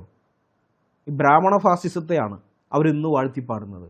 ഒരു മനുഷ്യനെ അവൻ്റെ അധ്വാന ഫലം പിഴിഞ്ഞെടുത്ത്, അവൻ്റെ രക്തവും വിയർപ്പും ഊറ്റിയെടുത്ത്, അവസാനം അവന് കഴിക്കാൻ എച്ചിലും ഉടുക്കാൻ പഴന്തുണിയും നൽകി വളർത്തു മൃഗത്തെപ്പോലെ കൊണ്ടു നടന്ന ഈ വൃത്തികെട്ട ആർഷ സംസ്കാര രീതി മാനവികതയ്ക്കെതിരായ ഏറ്റവും വലിയ കുറ്റകൃത്യങ്ങളിലൊന്നാണ്. ഇത്തരം നിയമങ്ങൾ വഴി നൂറ്റാണ്ടുകളോളം അല്ലെങ്കിൽ സഹസ്രാബ്ദത്തിന് മേലെ ഒരു ജനതയുടെ ബുദ്ധിയെയും അധ്വാനത്തെയും കഴിവിനെയും ചങ്ങലക്കിടുകയാണ് ആർഷ സംസ്കാരക്കാർ ചെയ്തത്. ഇനി നമുക്ക് ഇതിനോടുള്ള ബന്ധത്തിൽ വേറൊരു കാര്യം കൂടി ഞാനൊന്ന് പറയാം, സാന്ദർഭികമായിട്ട് പറയുന്നതേ ഉള്ളൂ. നമ്മളെപ്പോഴും കേൾക്കാറുള്ള ഒന്നാണല്ലോ, യുവന്മാരുടെ തള്ളാണ് അതിഥി ദേവോ ഭവ. അതിഥി ദേവോ ഭവ, അതിഥി ദേവനെ പോലെയാണ് എന്നൊക്കെ പറയുന്നത്. ഭാരതീയ സംസ്കാരം അതിഥികളെ ദൈവമായി കാണുന്നു എന്നൊക്കെയാണ് ഇവന്മാർ വീമ്പിളക്കാറുള്ളത്. എന്നാൽ ആർഷ സംസ്കാരത്തിൽ ആരാണ് അതിഥി? അത് കൃത്യമായിട്ട് പറയുന്നുണ്ട്. ബ്രാഹ്മണനാണ്, വേദം പഠിച്ച് ബ്രാഹ്മണൻ മാത്രമേ അതിഥിയാവുന്നുള്ളൂ, വേറെ ആരും അതിഥിയല്ല. ഇനി ശൂദ്രൻ എങ്ങാനും അങ്ങനെ വന്നാൽ, അതിഥിയായിട്ട് വന്നാൽ അവൻ ദേവനാകുമോ? ഇല്ല, ഒരിക്കലും ഇല്ല. ശൂദ്രൻ വന്നാൽ അവൻ വെറും വേലക്കാരൻ മാത്രമാണ്. അത് വേറൊരു സൂത്രത്തിൽ പറയുന്നുണ്ട്. ഈ ആർഷ സംസ്കാരത്തിൽ ഇങ്ങനെ പലവിധമായ സൂത്രങ്ങളും ഉണ്ട് കിട്ടാം, പല സൂത്രങ്ങളുമുണ്ട്. ഈ ഗൗതമധർമ്മ സൂത്രം പോലെ തന്നെ ഇങ്ങനെയുള്ള പല പല സൂത്രങ്ങളും ഉണ്ട്. ഇത്തരം സൂത്രങ്ങളിലൂടെയാണ് ഇവന്മാർ ഇവിടെയുള്ള മനുഷ്യരെയൊക്കെ അടിമകളാക്കിയിരുന്നത്. ആപസ്തംഭധർമ്മസൂത്രം പ്രശ്നം 2, പടലൻ 2, ഖണ്ഡം 4, സൂത്രം 19. ശൂദ്രമഭ്യാഗതം കർമ്മണി നിയുഞ്ജ്യാത് ഹഥാസ്മൈ ദദ്യാത്. ഇതിൻ്റെ അർത്ഥം എന്താണെന്നറിയോ? അതിഥിയായി വരുന്ന ശൂദ്രനെ കൊണ്ട് പണി ചെയ്യിക്കണം, അതിനുശേഷം ഭക്ഷണം നൽകണം. ഇതാണ് ഈ ശ്ലോകത്തിൽ പറയുന്നത്. ശ്ലോകത്തിൻ്റെ അർത്ഥം അതാണ്. അതിൻ്റെ വ്യാഖ്യാനവും അവിടെ കൊടുത്തിട്ടുണ്ട്. യതി ശൂദ്രോ ദ്വിജാതീം പ്രത്യതിഥിരാഗച്ഛതി തഥാ തമുദഗാഹരണാദൗ കർമ്മണി നിയുഞ്ജാത് അത തസ്മിൻ കൃതേ തസ്മൈ ഭോജനം ദദ്യാത്. ഒരു ശൂദ്രൻ ബ്രാഹ്മണൻ്റെയോ മറ്റു ദ്വിജന്മാരുടെയോ, മറ്റു ദ്വിജന്മാരെന്ന് പറയുന്നത് ക്ഷത്രിയർ അല്ലെങ്കിൽ വൈശ്യര്, അപ്പോൾ അവരുടെ വീട്ടിൽ അതിഥിയായി വന്നാൽ അവനെ വെറുതെ ഇരുത്താതെ വെള്ളം കോരുക തുടങ്ങിയ ജോലികളിൽ ഏർപ്പെടുത്തണം. അത് തസ്മിൻ കൃതേ തസ്മൈ ഭോജനം ദദ്യാത്. ആ ജോലി ചെയ്തു കഴിഞ്ഞാൽ അവന് ഭക്ഷണം നൽകണം. ഭക്ഷണം എന്ന് പറഞ്ഞാൽ എച്ചിലാണ്, വേറൊന്നുമല്ല. അപ്പോൾ ശൂദ്രൻ അതിഥിയായി വന്നാൽ പോലും അവനെ സൽക്കരിക്കുന്നതിന് മുമ്പ് അവനെ കൊണ്ട് വീട്ടുജോലികൾ, അതായത് വെള്ളം കോരുക, വിറക് വെട്ടുക, തുണി അലക്കുക തുടങ്ങിയ ഇങ്ങനെയൊക്കെയുള്ള ജോലികളുണ്ടല്ലോ, ഇതൊക്കെ ചെയ്യിക്കണമെന്നും ആ പണി ചെയ്തതിന് ശേഷം മാത്രമേ അവന് ഭക്ഷണം കൊടുക്കാവൂ, എച്ചിൽ കൊടുക്കാവൂ എന്നുമാണ് ആപസ്തംഭ ധർമ്മസൂത്രത്തിലെ ഈ നിയമം പറയുന്നത്. ബ്രാഹ്മണൻ അതിഥിയായി വന്നാൽ കാൽ കഴുകി ചൂട്ടണം, ശൂദ്രൻ അതിഥിയായി വന്നാൽ അവനെ കൊണ്ട് പണിയെടുപ്പിക്കണം. ഇതാണ് ഇവരുടെ സംസ്കാരം. അതിഥി ദേവോഭവ എന്നൊക്കെ ഇവന്മാർ ചുമ്മാ തള്ളുന്നതാണ്. സനാതനധർമ്മത്തിൽ അതിഥി ഈശ്വര തുല്യനാണെന്ന് പറയുന്നത് അത് ബ്രാഹ്മണനോ അല്ലെങ്കിൽ ക്ഷത്രിയനോ ആണെങ്കിൽ മാത്രമേ ബാധകമാവൂ. ശൂദ്രൻ ഒരിക്കലും ദേവനാകുന്നില്ല, മറിച്ച് അവൻ പണിയെടുക്കേണ്ട ദാസൻ മാത്രമാണ്. ഈ ഒരു പശ്ചാത്തലത്തിൽ വേണം നമ്മൾ ചില വർഷങ്ങൾക്ക് മുമ്പത്തെ ഒരു വിവാദത്തെ നോക്കിക്കാണാൻ. അതായത് കൊറോണ സമയത്ത് നമ്മുടെ മുഖ്യമന്ത്രി അന്യ സംസ്ഥാനങ്ങളിൽ നിന്ന് കേരളത്തിലേക്ക് പണിയെടുക്കാൻ വന്നവരെ അതിഥി തൊഴിലാളികൾ എന്ന് വിളിച്ചത് ഓർമ്മയുണ്ടല്ലോ. ആ വിളിച്ചത് അതിപ്പോഴും അങ്ങനെ തന്നെയാണ്, പത്രക്കാർ മാപ്രകളെല്ലാം അങ്ങനെ തന്നെയാണ് വിശേഷിപ്പിക്കാറുള്ളത്, അതിഥി തൊഴിലാളികൾ. അപ്പോൾ അന്ന് പലരും അതിനെ പരിഹസിച്ചിരുന്നു. അതിഥികളായി വരുന്നവരെ കൊണ്ട് ആരെങ്കിലും പണിയെടുപ്പിക്കുമോ, അതിഥി വേറെ തൊഴിലാളി വേറെയല്ലേ എന്നൊക്കെയായിരുന്നു അവരുടെ ചോദ്യം. പക്ഷേ ആ പരിഹസിച്ചവർക്ക് നമ്മുടെ ആർഷഭാരത സംസ്കാരത്തെക്കുറിച്ച് ഒരു ചുക്കും അറിയില്ലെന്നതാണ് സത്യം. നമ്മുടെ ബ്യൂറോക്രാറ്റുകൾക്ക് അത് നന്നായിട്ടറിയാം, സെക്രട്ടേറിയറ്റിലുള്ളവർക്കേ നന്നായിട്ടറിയാം. ഈ ബ്യൂറോക്രാറ്റുകൾ എഴുതി കൊടുക്കുന്നതാണല്ലോ ബഹുമാനപ്പെട്ട മുഖ്യമന്ത്രി വായിക്കാറുള്ളത്. അപ്പോൾ അതിഥി തൊഴിലാളി എന്നത് ആപസ്തംഭ ധർമ്മസൂത്രം വെച്ച് നോക്കിയാൽ 100% ശരിയായ പ്രയോഗമാണ്. കാരണം ആർഷ സംസ്കാരത്തിൽ ശൂദ്രൻ അതിഥിയായി വന്നാൽ അവൻ തൊഴിലാളി തന്നെയാണ്. അതിഥികളായി വരുന്ന ശൂദ്രന്മാരെ കൊണ്ട് പണിയെടുപ്പിച്ചിരുന്ന സംസ്കാരമാണ് ഹിന്ദു സംസ്കാരമെന്നും അതുകൊണ്ട് അതിഥി തൊഴിലാളികൾ എന്ന് വിളിക്കുന്നതിൽ തെറ്റില്ലെന്നും നന്നായിട്ട് അറിയാവുന്ന സവർണ ബോധ്യമുള്ള ഉദ്യോഗസ്ഥർ അങ്ങനെ അതിന് പേരിട്ടത്. അവർക്ക് ആ നല്ല ബോധ്യമുള്ളത് കൊണ്ടാണ് അതിഥി തൊഴിലാളികൾ എന്ന് പറഞ്ഞത്. ഇനി പരാശര സ്മൃതി നോക്കിയാലോ. പരാശര സ്മൃതി 1:70 പറയുന്നത് ദ്വിജന്മാരെ, അതായത് ത്രൈവർണികരെ സേവിക്കുക എന്നത് മാത്രമാണ് ശൂദ്രൻ്റെ പരമമായ ധർമ്മമെന്നാണ്. ഇതിനു പുറമെ അവൻ ധനം സമ്പാദിക്കുകയോ മറ്റു തൊഴിലുകൾ ചെയ്യുകയോ, മറ്റ് മതപരമായ കാര്യങ്ങൾ ചെയ്തോ, തൊഴിൽ മാത്രമല്ല വേറെ മതപരമായ കാര്യങ്ങൾ ചെയ്താൽ അതൊക്കെ പൂർണ്ണമായി നിഷ്ഫലമാണെന്നാണ് പരാശര സ്മൃതി പറയുന്നത്. പരാശര സ്മൃതി 1:70 പറയുന്നത്. ഇനി നമുക്ക് മഹാഭാരതം കൂടി ഒന്ന് നോക്കാം. മഹാഭാരത ശാന്തിപർവത്തിലെ 60-ാം അധ്യായത്തിൽ ഇതിഹാസകാരനായ വ്യാസമഹർഷി അല്ലെങ്കിൽ വ്യാസമഹർഷിയുടെ പേരിൽ ബ്രാഹ്മണർ ഭീഷ്മരെ കൊണ്ട് പറയിപ്പിക്കുന്ന വരികൾ ശൂദ്രരുടെ നേരെയുള്ള സാമ്പത്തിക ഫാസിസത്തിൻ്റെ ഒന്നാന്തരം ഉദാഹരണമാണ്. മഹാഭാരതം ഒരു മതഗ്രന്ഥമായിട്ടാണ് ഇന്നെല്ലാവരും പരിഗണിക്കുന്നതെങ്കിലും ഈ ശാന്തിപർവം മാത്രമല്ല, മൊത്തത്തിൽ അതിനകത്ത് അത് രാഷ്ട്രീയമാണ്, പക്കാ രാഷ്ട്രീയ പുസ്തകമാണ് അത്. അപ്പോൾ ഈ ശാന്തിപർവം രാജധർമാനുശാസന പർവം, അതിൽ രാഷ്ട്രീയമാണ് പറയുന്നത്. രാജ്യം എങ്ങനെയാണ് താൻ ഭരിക്കേണ്ടതെന്ന് യുധിഷ്ഠിരൻ ഭീഷ്മരോട് ചോദിച്ച് മനസ്സിലാക്കുന്നതാണ് ഇതിൻ്റെ പശ്ചാത്തലം. അപ്പം രാഷ്ട്രം ഭരിക്കുക എന്ന് പറഞ്ഞാൽ രാഷ്ട്രഭരണവുമായി ബന്ധപ്പെട്ടെന്ന് പറഞ്ഞാൽ നമുക്കറിയാം അത് രാഷ്ട്രീയമാണ്. ശാന്തിപർവം 60-ാം അധ്യായത്തിൻ്റെ തുടക്കത്തിൽ യുധിഷ്ഠിരൻ ഭീഷ്മരോട് ഒരു സുപ്രധാനമായ ചോദ്യം ചോദിക്കുകയാണ്.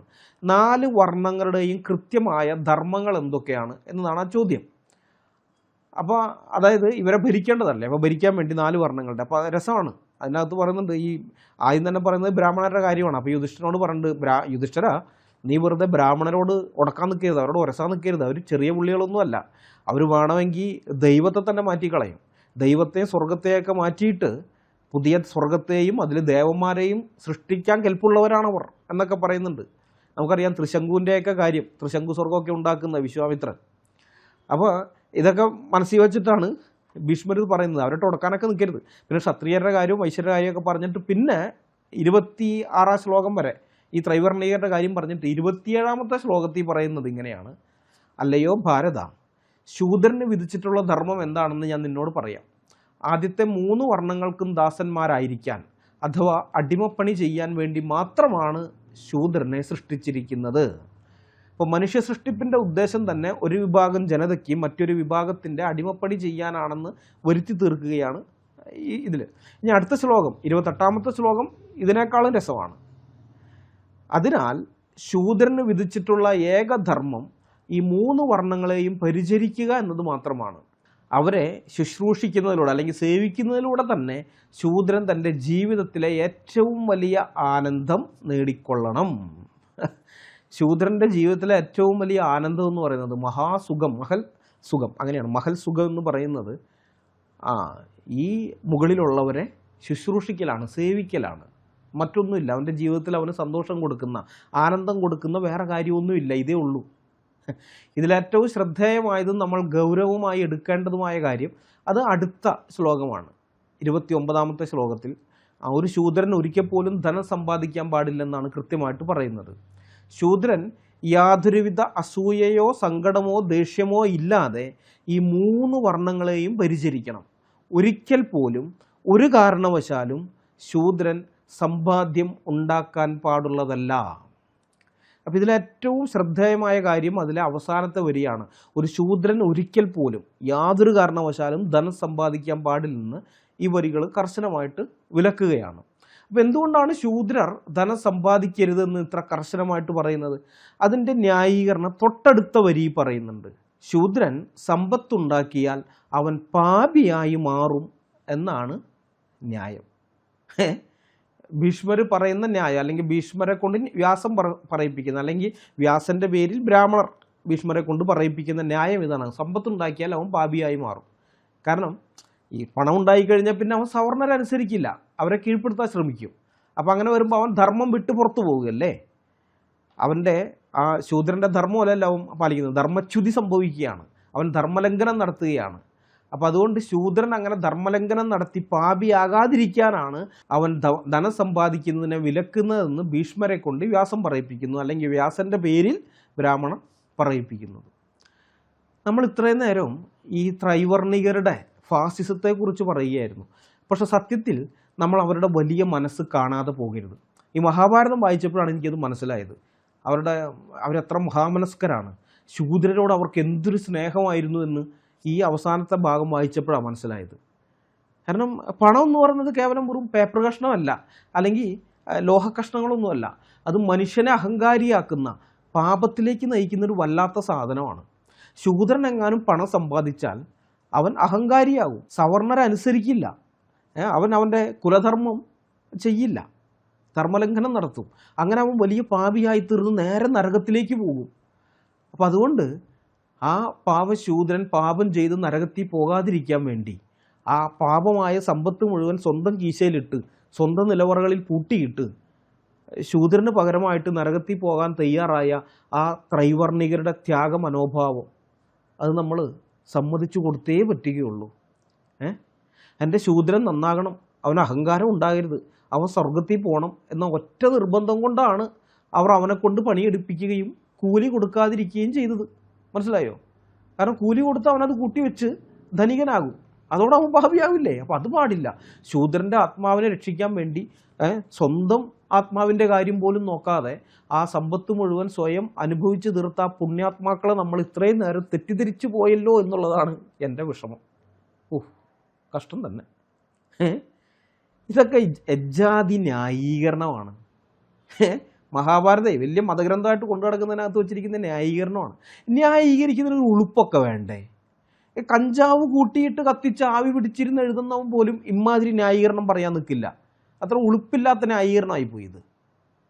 ആർഷ സംസ്കാരത്തിലെ ഇരുണ്ട യുഗത്തിൻ്റെ ജീവിക്കുന്ന തെളിവുകൾ ഇന്നും ഉത്തരേന്ത്യൻ ഗ്രാമങ്ങളിൽ നമുക്ക് കാണാൻ പറ്റും. വടക്കേ ഇന്ത്യയിൽ ഇന്നും തുടരുന്ന സവർണരുടെ ക്രൂരമായ ചൂഷണങ്ങൾക്കും ദളിത് വേട്ടകൾക്കും ഇന്ധനമാകുന്നത് ഈ ശ്ലോകങ്ങളും ഇതിലെ മനുഷ്യത്വ വിരുദ്ധമായ ആശയങ്ങളുമാണ്. ഒരു ദളിതൻ നല്ല വസ്ത്രം ധരിച്ചാലോ സ്വന്തമായി ഭൂമി വാങ്ങിയാലോ കുതിരപ്പുറത്ത് കയറിയാലോ അവിടെ വലിയ ആക്രമണങ്ങൾ ഉണ്ടാകുന്നു. അപ്പോൾ ഇതിൻ്റെയൊക്കെ അടിസ്ഥാനം ഇവരൊന്നും ഒരിക്കലും, ഈ കീഴാളൻ ഒരിക്കലും സമ്പന്നനാകാൻ പാടില്ല എന്ന ബ്രാഹ്മണിക്കൽ പൊതുബോധം തന്നെയാണ്. ഇപ്പോൾ ഒറീസയിൽ ഇപ്പോൾ നടന്നുകൊണ്ടിരിക്കുന്ന ഒരു സംഭവമുണ്ട്. ഒരു ദളിത് സ്ത്രീയെ അവിടുത്തെ അംഗൻവാടിയിൽ ജോലിക്കാരിയാക്കി വെച്ചു. ആരും മക്കളെ വിടുന്നില്ല. അവളെ ഗ്രാമത്തിലുള്ള ആരും മക്കളെ വിടുന്നില്ല. കാരണം ഈ സ്ത്രീ ഉണ്ടാക്കുന്ന ഭക്ഷണം ഞങ്ങളുടെ മക്കൾ കഴിക്കും. ദളിത് സ്ത്രീയാണ്. മാത്രമല്ല അമൃതം പൊടിയും മറ്റുമൊക്കെ കൊടുക്കും. അതുപോലെ ഈ ഗർഭിണികളായ സ്ത്രീകൾക്കുള്ള ഇതൊക്കെ ഉണ്ടല്ലോ, അതൊന്നും വാങ്ങുന്നില്ല ആരും. ഈ ദളിത് സ്ത്രീ തൊട്ട സാധനമാണെന്നും പറഞ്ഞിട്ട്. ഈ 21-ാം നൂറ്റാണ്ടിലാണെന്ന് ഓർക്കണം, നമ്മുടെ ഇന്ത്യയിൽ, ഒറീസയിൽ. അപ്പോൾ ഇത്തരത്തിൽ ഒരു ജനതയുടെ സാമ്പത്തിക സ്രോതസ്സുകൾ മുഴുവൻ കൊട്ടിയടച്ച് അധ്വാനിക്കാനുള്ള അവരുടെ കഴിവിനെ ചൂഷണം ചെയ്ത ആർഷ സംസ്കാരത്തിന് മുന്നിൽ വിമോചനത്തിൻ്റെ തീപ്പന്തമായി കടന്നു വരുന്നത് ദൈവരാജ്യത്തിൻ്റെ രാഷ്ട്രീയമാണ്. ക്രിസ്ത്യൻ മിഷണറിമാർ ഇവിടെ അവതരിപ്പിച്ച ദൈവരാജ്യത്തിൻ്റെ ഒരു രാഷ്ട്രീയമുണ്ട്, അല്ലെങ്കിൽ ബൈബിൾ പറയുന്ന ദൈവരാജ്യത്തിൻ്റെ രാഷ്ട്രീയമുണ്ട്. ഈ ദൈവരാജ്യത്തിൻ്റെ രാഷ്ട്രീയം എന്നത് കേവലം മരണാനന്തര ജീവിതത്തെക്കുറിച്ചുള്ള ഒരു ആത്മീയ സങ്കല്പമൊന്നുമല്ല, മറിച്ച് ഈ ഭൂമിയിൽ മനുഷ്യൻ എങ്ങനെ ജീവിക്കണമെന്നതിൻ്റെ വ്യക്തമായ സാമ്പത്തിക സാമൂഹിക നയരേഖ കൂടിയാണ്. എല്ലാ മനുഷ്യരും ദൈവത്തിൻ്റെ സാദൃശ്യത്തിൽ തുല്യരായി സൃഷ്ടിക്കപ്പെട്ടവരാണെന്നും എല്ലാവർക്കും ഒരേ അവകാശങ്ങളും അന്തസ്സുമുണ്ടെന്നും ദൈവരാജ്യത്തിൻ്റെ രാഷ്ട്രീയം ലോകത്തോട് പ്രഖ്യാപിക്കുന്നുണ്ട്.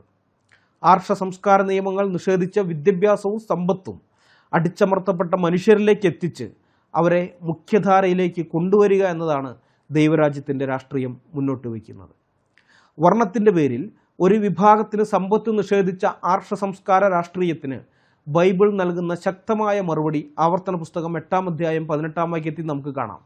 നിന്റെ ദൈവമായ യഹോവയെ നീ ഓർക്കണം. നിന്റെ പിതാക്കന്മാരോട് സത്യം ചെയ്ത തൻ്റെ നിയമം ഇന്നുള്ളതുപോലെ ഉറപ്പിക്കേണ്ടത്. അവനല്ലോ നിനക്ക് സമ്പത്തുണ്ടാക്കുവാൻ ശക്തി തരുന്നത്. ആവർത്തനം 8-18. നിങ്ങൾ കണ്ടല്ലോ, സമ്പത്തുണ്ടാക്കാൻ ശക്തി തരുന്നത് സാക്ഷാൽ ദൈവമാണെന്നാണ് ബൈബിൾ പ്രഖ്യാപിക്കുന്നത്. ഇവിടെ ബ്രാഹ്മണനെന്നോ ശൂദ്രനെന്നോ ഉള്ള വ്യത്യാസമില്ല. സമ്പത്ത് ഏതെങ്കിലും ഒരു വിഭാഗത്തിൻ്റെ കുത്തകയല്ല, മറിച്ച് തൻ്റെ കഴിവും അധ്വാനവും ഉപയോഗിച്ച് ധനം സമ്പാദിക്കാനുള്ള അവകാശം ഓരോ മനുഷ്യനും ദൈവം നൽകിയതാണെന്നാണ് ബൈബിൾ പറയുന്നത്. സനാതനധർമ്മത്തിൽ ശൂദ്രൻ സമ്പാദിച്ചാൽ അവൻ പാപിയായി മാറുമ്പോൾ ദൈവരാജ്യത്തിൻ്റെ രാഷ്ട്രീയം മുന്നോട്ട് വയ്ക്കുന്ന വാദം ദാരിദ്ര്യമല്ല, മറിച്ച് അധ്വാനത്തിലൂടെയുള്ള സമ്പത്താണ് ദൈവാനുഗ്രഹം എന്നാണ്. സദൃശവാക്യങ്ങൾ 10:4 പറയുന്നത്, മടിയുള്ള കൈകൊണ്ട് പ്രവർത്തിക്കുന്നവർ ദരിദ്രനായിത്തീരുന്നു, ഉത്സാഹിയുടെ കൈയോ സമ്പത്തുണ്ടാക്കുന്നു എന്നാണ്. അപ്പോൾ ജനിച്ച ജാതിയല്ല ഒരാളുടെ സാമ്പത്തിക ഭദ്രത തീരുമാനിക്കേണ്ടത്, മറിച്ച് അവൻ്റെ അധ്വാനവും ഉത്സാഹവുമാണ്. ഒരു ശൂദ്രൻ തൻ്റെ വിയർപ്പൊഴുക്കി അധ്വാനിച്ചാൽ ആ സമ്പത്തിൻ്റെ പരിപൂർണ അവകാശി അവൻ തന്നെയാണ്. അതിൽ അസൂയപ്പെടുന്നവരും അത് പിടിച്ചു പറിക്കാൻ നിയമമുണ്ടാക്കുന്നവരുമാണ് യഥാർത്ഥത്തിൽ പാപികൾ, അല്ലാതെ സമ്പത്തുണ്ടാക്കിയ ശൂദ്രനല്ല. ഇനി പുതിയ നിയമത്തിലേക്ക് വരുമ്പോൾ, പഴയ നിയമത്തിൽ ഇതുപോലെ ഇഷ്ടംപോലെ വാക്യങ്ങളുണ്ട്, വീഡിയോയുടെ ദൈർഘ്യം കൂടണ്ടെന്ന് വെച്ചിട്ടാണ് ഞാൻ അതൊക്കെ പറയാത്തത്. പുതിയ നിയമത്തിലേക്ക് വരുമ്പോൾ യേശുക്രിസ്തു തൻ്റെ പ്രസിദ്ധമായ താലന്തുകളുടെ ഉപമയിൽ, മത്തായി സുവിശേഷം 25-ാം അധ്യായത്തിൻ്റെ 14 മുതൽ 30 വരെയുള്ള വാക്യങ്ങളിൽ നമ്മൾ ഈ സാമ്പത്തിക വിമോചന രാഷ്ട്രീയം വളരെ വ്യക്തമായിട്ട് അവിടെ കാണുന്നുണ്ട്, അല്ലെങ്കിൽ യേശുക്രിസ്തു അത് വരച്ച് കാണിക്കുന്നുണ്ട്. ഒരു യജമാനൻ തൻ്റെ ദാസന്മാർക്ക് അവരുടെ കഴിവനുസരിച്ച് താലന്തുകൾ നൽകി, സമ്പത്ത് നൽകി വ്യാപാരം ചെയ്യാൻ പോവുകയാണ്. അപ്പോൾ കിട്ടിയ താലന്തുകൾ നിക്ഷേപിച്ച് ഇരട്ടിയാക്കി ലാഭമുണ്ടാക്കിയ ദാസന്മാരെ യജമാനൻ അഭിനന്ദിക്കുന്നത് നല്ലവനും വിശ്വസ്തനുമായ ദാസനെ എന്ന് വിളിച്ചുകൊണ്ടാണ്. എന്നാൽ കിട്ടിയ ആ താലന്ത്, ആ പണം മണ്ണിൽ കുഴിച്ചിട്ടവനെ യജമാനൻ ശാസിക്കുകയാണ്, ദുഷ്ടനും മടിയനുമായ ദാസനെ എന്ന് പറഞ്ഞുകൊണ്ട്. അപ്പോൾ ഇവിടെ വലിയൊരു പ്രത്യയശാസ്ത്ര സംഘട്ടനം നടക്കുന്നുണ്ട്, ഒരു രാഷ്ട്രീയ പോരാട്ടം. വ്യാസമഹർഷിയും മനുസ്മൃതിയും സൂത്രങ്ങളും ഒക്കെ അടങ്ങുന്ന ഹിന്ദുത്വ രാഷ്ട്രീയം പറയുന്നത് ഒരു ദാസൻ അല്ലെങ്കിൽ അടിമ, അതും അല്ലെങ്കിൽ ശൂദ്രനോ ശൂദ്രന് താഴെയുള്ള ആരും ആകട്ടെ, അവർ പണം സമ്പാദിക്കുകയും നിക്ഷേപിച്ച് അത് സ്വരുക്കൂട്ടി വയ്ക്കുകയൊക്കെ ചെയ്താൽ അവൻ മഹാപാപിയാകുന്നു എന്നാണ്. എന്നാൽ ദൈവരാജ്യത്തിൻ്റെ രാഷ്ട്രീയം പറയുന്നത് തനിക്ക് ലഭിച്ച അവസരങ്ങളെയും അധ്വാനശേഷിയെയും ഉപയോഗിച്ച് സമ്പത്ത് ഇരട്ടിയാക്കുന്നവനാണ് യഥാർത്ഥത്തിൽ വിശ്വസ്തനായ ദാസൻ എന്നാണ്. സാമ്പത്തിക വളർച്ചയും സമ്പാദ്യവും എല്ലാവർക്കും അർഹതപ്പെട്ടതാണെന്നും അത് നിഷേധിക്കുന്നത് ദൈവഹിതത്തിനെതിരാണെന്നും ബൈബിൾ അസന്നിഗ്ധമായി പ്രഖ്യാപിക്കുന്നു. യോഹന്നാൻ്റെ 3-ാം ലേഖനം 2-ാം വാക്യത്തിൽ നാം വായിക്കുന്നത് ഇങ്ങനെയാണ്: പ്രിയനെ, നിന്റെ ആത്മാവ് ശുഭമായിരിക്കുന്നത് പോലെ നീ സകലത്തിലും ശുഭമായും ആരോഗ്യത്തോടെയും ഇരിക്കണം എന്ന് ഞാൻ പ്രാർത്ഥിക്കുന്നു. ഈ വചനം ആത്മീയമായി മാത്രമല്ല, ഭൗതികവും സാമ്പത്തികവുമായി സകലത്തിലുമുള്ള മനുഷ്യൻ്റെ ഉന്നമനം ദൈവത്തിൻ്റെ താല്പര്യമായാണ് വരച്ചു കാണിക്കുന്നത്. മാത്രമല്ല കൊരിന്ത് ലേഖനത്തിലേക്ക് വന്നാൽ 2 കൊരിന്ത്യർ 12-ാം അധ്യായത്തിൻ്റെ 14-ാമത്തെ വാക്യത്തിൽ പൗലോസ് അപ്പോസ്തലൻ പറയുന്നുണ്ട്, ഈ മക്കൾ അമ്മയപ്പന്മാർക്ക് വേണ്ടിയല്ല, അമ്മയപ്പന്മാർ മക്കൾക്ക് വേണ്ടിയാണ് സമ്പത്ത് സ്വരൂപിച്ച് വെക്കേണ്ടത്. എന്ന് വെച്ച് കഴിഞ്ഞാൽ കുടുംബത്തിലെ മക്കളുടെ ഭാവി സുരക്ഷിതമാക്കാൻ വേണ്ടി കാര്യങ്ങൾ ചെയ്യേണ്ട ഉത്തരവാദിത്തം മാതാപിതാക്കൾക്കുണ്ട്. അപ്പോൾ ഇങ്ങനെയൊക്കെ സാമ്പത്തികമായ കാര്യങ്ങളെക്കുറിച്ച് കൃത്യമായിട്ട് ബൈബിൾ പറയുന്നുണ്ട്.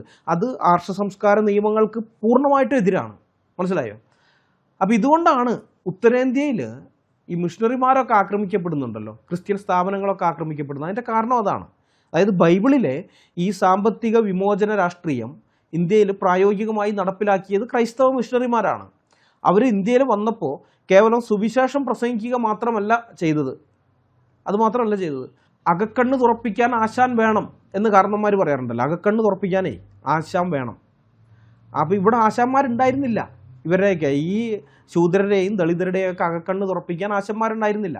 അങ്ങനെ ആശാന്മാരില്ലാതിരുന്ന കാലത്താണ് ക്രിസ്ത്യൻ മിഷണറിമാർ വരുന്നത്. അപ്പോൾ അക്ഷരവും സമ്പത്തും നിഷേധിക്കപ്പെട്ട ദളിതർക്കും ശൂദ്രർക്കും ആദിവാസികൾക്കുമൊക്കെ ഇടയിൽ അവർ വിദ്യാലയങ്ങളും തൊഴിൽ പരിശീലന കേന്ദ്രങ്ങളും സ്ഥാപിച്ചു. എക്കാലവും സവർണൻ്റെ എച്ചിൽ നിന്ന് അവരുടെ പാടത്ത് അടിമപ്പണി ചെയ്യേണ്ടവരല്ല നിങ്ങളെന്നും, അധ്വാനിച്ച് സ്വന്തമായി സമ്പത്തുണ്ടാക്കാനും അഭിമാനത്തോടെ സ്വന്തം കാലിൽ നിൽക്കാനും അങ്ങനെ ഒരു നല്ലൊരു ജീവിതം ജീവിക്കാനും നിങ്ങൾക്ക് അവകാശമുണ്ടെന്ന് അവർ ശൂദ്രന്മാരെയും അവർണരെയും ഒക്കെ പഠിപ്പിച്ചു. വിദ്യാഭ്യാസം ലഭിച്ചതോടെ കീഴാള ജനത തങ്ങളുടെ അവകാശങ്ങളെക്കുറിച്ച് ബോധവാന്മാരാകുകയും നല്ല ജോലികൾ നേടി സ്വന്തമായി സമ്പാദിക്കാൻ തുടങ്ങുകയും ചെയ്തു. ഇതാണ് ഉത്തരേന്ത്യയിൽ മിഷണറിമാരെ ചുട്ടുകൊല്ലുന്നതിൻ്റെയും ദില്ലിയിലെ സ്കൂളിന് മുന്നിൽ കൊടിപിടിക്കാൻ പോകുന്നതിൻ്റെയും ക്രൈസ്തവ സ്ഥാപനങ്ങൾ അടിച്ചു തകർക്കുന്നതിൻ്റെയും യഥാർത്ഥ കാരണം. മനസ്സിലായോ? കാലങ്ങളായി തങ്ങൾക്ക് സൗജന്യമായി വിഴുപ്പലക്കാനും കക്കൂസ് കഴുകാനും കിട്ടിയിരുന്ന മനുഷ്യർ സ്വന്തമായി ബാങ്ക് ബാലൻസും പ്രതാപമുള്ളവരുമായിട്ട് മാറുന്നത് അവർക്ക് സഹിക്കാൻ പറ്റുന്നില്ല. കാരണം അവരുടെ പ്രമാണത്തിനെതിരാണത്, അവരുടെ മതവിശ്വാസത്തിനെതിരാണത്. ഇന്നും ഉത്തരേന്ത്യൻ ഗ്രാമങ്ങളിൽ ഒരു ദളിതൻ നല്ല വീട് വെച്ചാലോ സ്വന്തമായി ഭൂമി വാങ്ങിയാലോ അവിടെ വൻ അക്രമങ്ങൾ അഴിച്ചു വിടുന്നത് ഈ സ്മൃതികളുടെയും സൂത്രങ്ങളുടെയും മഹാഭാരതത്തിൽ പറഞ്ഞിരിക്കുന്ന കാര്യങ്ങൾ അതിൻ്റെയൊക്കെ അടിസ്ഥാനത്തിലാണ്. മനസ്സിലായോ? ഇതാണ് ഉത്തരേന്ത്യയിൽ ക്രൈസ്തവർക്കും ക്രൈസ്തവ സ്ഥാപനങ്ങൾക്കും നേരെയുള്ള ആക്രമണങ്ങളുടെ യഥാർത്ഥ കാരണം. മിഷണറിമാർ ദളിതരെ മതം മാറ്റുന്നു എന്നതിനേക്കാൾ ഉപരി ദളിതരെയും ആദിവാസികളെയും സാമ്പത്തികമായി സ്വയം പര്യാപ്തരാക്കുന്നു എന്നതാണ് സവർണരുടെ യഥാർത്ഥ പ്രശ്നം. ദളിതൻ സമ്പന്നനായാൽ ബ്രാഹ്മണന് അത് ബാധ്യതയാണ്. മനുസ്മൃതിയിലും മറ്റുമൊക്കെ പറഞ്ഞിരിക്കുന്നത് ബ്രാഹ്മണാനേവ ബാധതേ, അത് ബ്രാഹ്മണനെ ബാധിക്കൂ, അവന് ഉപദ്രവമായിട്ട് വരും എന്ന് ഈ സ്മൃതികളിൽ പറഞ്ഞതേ. അത് ബൈബിളിൻ്റെ രാഷ്ട്രീയം അതൊക്കെ തിരുത്തി എഴുതുകയാണ്. മനസ്സിലായോ? സമ്പത്ത് ഉണ്ടാക്കാൻ നിങ്ങൾക്കും അവകാശമുണ്ട്, അധികാരമുണ്ട് എന്ന് പറഞ്ഞ് അവരെ സമ്പത്തുള്ളവരാക്കി മാറ്റുന്നത്, അവർക്ക് വിദ്യാഭ്യാസം കൊടുക്കുന്നത്, അത് നോക്കി നിൽക്കാൻ ഇവർക്ക് പറ്റില്ല ഒരിക്കലും. കാരണം അവരുടെ പ്രമാണത്തിന് വിരുദ്ധമാണ്, പുസ്തകത്തിന് വിരുദ്ധമാണ്. ഇതിൽ ഏറ്റവും വലിയ വൈരുദ്ധ്യം അത് ഞാൻ പറയാം. നൂറ്റാണ്ടുകൾ നീണ്ട മിഷണറി പ്രവർത്തനങ്ങളുടെയും നവോത്ഥാന പോരാട്ടങ്ങളുടെയൊക്കെ ഫലമായി വർണ്ണവ്യവസ്ഥയുടെ ഇരുമ്പുമറകൾ ഭേദിച്ച് വിദ്യാഭ്യാസം നേടുകയും സമ്പന്നരാകുകയും ചെയ്തവരാണ് കേരളത്തിലെ ദളിത്, അവർണ, ആദിവാസി ജനവിഭാഗങ്ങൾ. എന്നാൽ ഇന്ന് ഈ കൂട്ടർക്കിടയിലെ വലിയൊരു ശതമാനം ആളുകൾ തങ്ങൾക്ക് ഈ സ്വാതന്ത്ര്യവും സമ്പത്തും നിഷേധിച്ച സ്കൂളുകൾ പൂട്ടി ഗോശാലകളാക്കാൻ ആഹ്വാനം ചെയ്യുന്ന അതേ ആർഷ സംസ്കാരത്തെയും വർണ്ണവ്യവസ്ഥയെയും ന്യായീകരിച്ച് സംഘപരിവാറിന് വേണ്ടി പോസ്റ്റർ ഒട്ടിക്കാൻ നടക്കുന്നു. നമ്മൾ ആദ്യമേ തന്നെ കുറച്ച് കമൻറ്റുകളൊക്കെ കണ്ടല്ലോ. ഇവന്മാർ ചെയ്യുന്നത് ഇത് സ്വന്തമായി ഇരിക്കുന്ന കൊമ്പ് മുറിക്കുന്നതിന് തുല്യമാണ്. തങ്ങളുടെ പൂർവികരെ മൃഗങ്ങളെക്കാൾ ഹീനമായി കണ്ട അവർക്ക് അക്ഷരവും സമ്പത്തും നിഷേധിച്ച അതേ പ്രത്യയശാസ്ത്രത്തെ തിരികെ കൊണ്ടുവരാൻ വേണ്ടി ഇവർ തന്നെ ഇപ്പം മുറവിളി കൂട്ടുകയാണ്.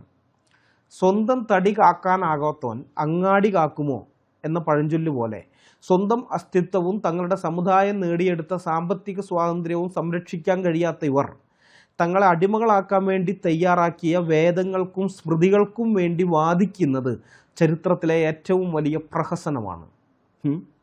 ഉത്തരേന്ത്യയിൽ ദളിതരുടെ മേൽ നടക്കുന്ന പീഡനങ്ങളും മൗണ്ട് ഒലിവ് പോലെയുള്ള വിദ്യാലയങ്ങൾക്ക് നേരെ നടക്കുന്ന അക്രമങ്ങളൊന്നും ഇവർ കാണുന്നില്ല എന്നല്ല. അത് കണ്ടു കഴിഞ്ഞാൽ അത് ക്രിസ്ത്യാനികളുടെ സ്ഥാപനമല്ലേ, അത് തകർക്കപ്പെടേണ്ടതാണ്, അവർ കൊല്ലപ്പെടേണ്ടവരാണ്, അവർ അമേരിക്കൻ ചാരന്മാരാണെന്നൊക്കെ പറഞ്ഞാണ് ഇവർ കമൻ്റ് ഇടുന്നത്.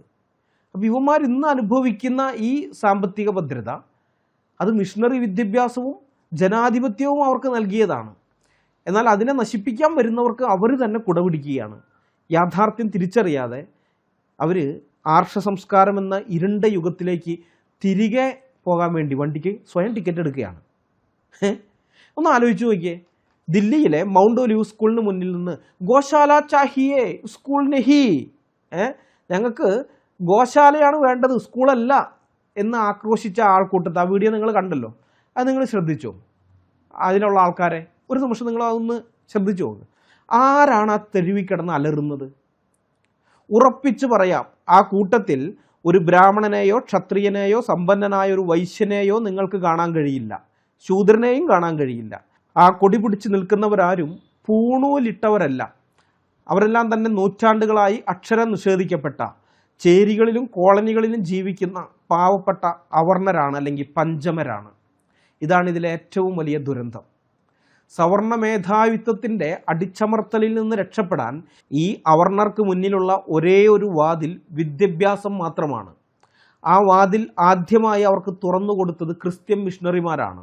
ഇന്ന് ഉത്തരേന്ത്യയിൽ അവർണർക്ക് വിദ്യാഭ്യാസത്തിൻ്റെ വാതിൽ തുറന്നു കൊടുക്കുന്നതും ക്രിസ്ത്യാനികൾ തന്നെയാണ്.